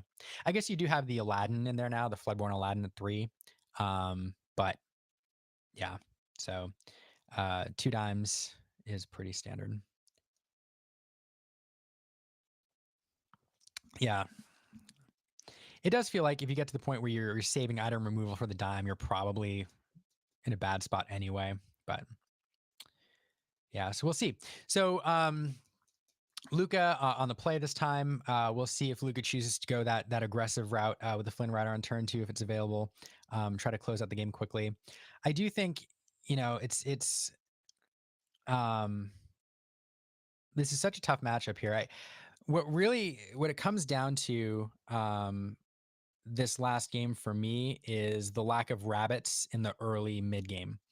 Luca was able to hit his stride later, drawing multiple cards off those rabbits, building up, you know, the inkwell and, you know, the options in hand to deal with, you know, Enrique's board. But seeing the goat played on turn 4 instead of a rabbit on turn 5, on turn 6, I think it was like turn 7 before we finally saw the first rabbit to allow Luca to get that going. And that's really, it was the mid game there where I think, you know, that set Luca back a little bit. But we saw even with Luca kind of on the back foot, I think for part of that game, how close it was, you know, near the end. Because I think there was a moment where, you know, a little bit of doubt. Mickey's floating on the stream for reasons. Again, thanks one more time. Thanks to the 20 Pro team for both bringing us this coverage and then asking us if we'd like to host this on our channel as well. So we appreciate them letting us do this and hang out with you all. Definitely take a look at the 20 Pro Discord if you're into competitive play at all. And take a look at their Twitch stream. After the finals here, they'll be bringing you a 2K from Charlie's Collectible Show. So more Lorcana coverage today from them. And then they're always a good place to pick up, you know, Lorcana competitive play coverage. We'll be streaming with them next weekend from a 1K here in Austin, Texas. So shout out to anybody in Austin. If you're here, check out Game Castle's 1K next week. Should be a good time. All right, so here we're off to the races. Popsicle turn 1. That is your standard turn 1 play, and no turn 1 play from Luca. So no Chernobog's followers there. But turn 2, we do see the frenemy. So here's the more aggressive line, you know, on the play from Luca. As somebody said earlier, frenemy far more attractive a play when you're on the play versus the draw because it sets up your Sisu a lot better. So it makes a lot more sense here. Enrique now, without a turn 3 play, frenemy will activate, gaining 3 lore for Luca, and Luca's off to the races with that frenemy already. Now Maleficent drawing a card, so Enrique will be looking to play something on turn 4, hopefully, to prevent that lore gain. On turn 4. So the interesting thing that does now on turn 4, you know, ideally Enrique would like to play a Hiram Flavisham to start card draw, but Grandma Tala here looks like a lot better play to shut down that Flynn Rider if it's available. Grandma Tala costing 4, though, it doesn't look like that's an option because we're going to have a develop your brain. Look at the top 2 cards. There's a Grandma Tala. Would have liked to have that in hand, I think, to shut down that Flynn Rider this turn. So we'll see what other options are available at 3 ink. Maybe a Sisu would be a good play. and Brawl instead. So forced to use the removal on that Flynn to shut it down. But Luca gaining a quick 4 lore off that frenemy, which is great and great for Luca. Enrique hasn't been able to hit his ramp quite yet. We didn't see a one jump ahead on turn 2. So a little bit on the back foot. Here's Luca, though. Turn 4, what this deck wants to do, play rabbits and singing friends. Here's the card advantage. This is what exactly what Luca wants to be doing. Racing head a little bit to lore, forcing the opponent to respond. We'll get a how far I'll go here to enable Enrique to ramp a little bit. Look at a couple cards. We see a Maui and another how far I'll go there, it looks like. Maui going into the Inkwell. We still can ink for a turn and probably play a popsicle. And that's probably what we'll do. But Luca doing really what I think Luca wants to do here. And Luca wants to, in the mid game, just draw a ton of cards. Luca gets the answers he's looking for, the end game goats, the castles, needs to draw into those things, needs to draw into some removal to get rid of Flaversham's, etc. So so far, drawing plenty of cards. And now forcing Enrique into a really tough position, turn 5 castle, putting Maleficent in the castle. This is just tough. As we highlighted earlier for Enrique, there's just no one-turn answer other than double Maui to the castle. And so even if Enrique wanted to devote an entire turn to playing a Maui, it's going to take a couple turns to remove it. And that's just not palatable because a single Maui is an easy target for things like Lady Tremaine. So Grandma Tala coming out here, looking at a couple cards. We see an ice block there, which it looks like we'll keep. No, ice block to the bottom. And I didn't see what the draw was. Perhaps another ice block. Into the Inkwell, playing an ice block. This is just a tough spot. Luca's now going to gain 2 cards off the castle this turn, and 2 lore off the castle, and he's just off to the races. This is a bit of a tough spot to be in. Yeah, Hercules for this matchup is good. So Grandma Tala being removed by Be King Undisputed. Another castle on the board. This is just a really tough spot. There's really, Enrique has some choices here. Be Prepared can remove the characters and get rid of that card draw, but it does leave 4 lore on the board, and it's just going to take so many turns to respond to those castles. Again, it's just a really tough spot to be in. Enrique here trying to ramp a little bit, look for cards. He needs to deal with this. Going to play a popsicle, draw another card, but that's just not going to do it. Leaving 6 lore on the board this turn and another 2 cards for Luca. My goodness. Yeah, Fishhook is a card that we, if this Ruby Amethyst deck continues to be this oppressive with these castles, I'm willing to bet that we'll see Fishhooks work their way back into the meta, because it's really the only way to answer these castles, and it plays into the item synergy of the Ruby Sapphire deck. So not a terrible card to work into your deck. Luca drawing more cards with the Maleficent, and really, I never like to say games are over before they're over, but with the 3rd castle, I think that's really it, folks. Just no answers from Enrique here. There's just nothing in this deck that'll do it. So, whew. So I think the difference here, frenemy on turn 2, forcing Enrique to respond. Enrique didn't get the ideal hand, I think, clearing off characters there, but it won't matter. And then Luca able to hit his card draw mid game and playing into those castles. It's just Queen's Castle is just so oppressive for a variety of reasons. Not only to give card draw, not only to give it 2 lore, but 7 in the willpower line and the stat line for castles is just so good. So good. Sunflower Mini is saying I play McDuck Manors again because nobody's playing Fishhooks. Yeah. Without the Fishhooks, I mean, those high willpower locations are just good. So yeah, so that's it, folks. That was the finals from Charlie's Collectible Show. Before I thank the 20 Lore Pro folks again, I want to say congratulations to Luca. Didn't lose a match all game or all day yesterday and all day today, winning the finals here, in short order. Thank you all for joining us, and thanks to the 20 Lore Pro team for allowing us to commentate over this. If you're watching on either one of our platforms, we appreciate the follow or the subscribe. My wife and I, we're the Leo Mateers. We bring you, competitive and casual Lorcana content. We have live streams every week. and cover the game, in pretty good detail. And we've also gotten into the commentary game for the Lorcana challenges. So that's been a lot of fun. So thank you all for watching. If you have any, thanks, Flying Wexers. If you have any questions about, feel free to send us a note, leave a comment on this stream. We always love feedback, and I hope you all have a wonderful weekend.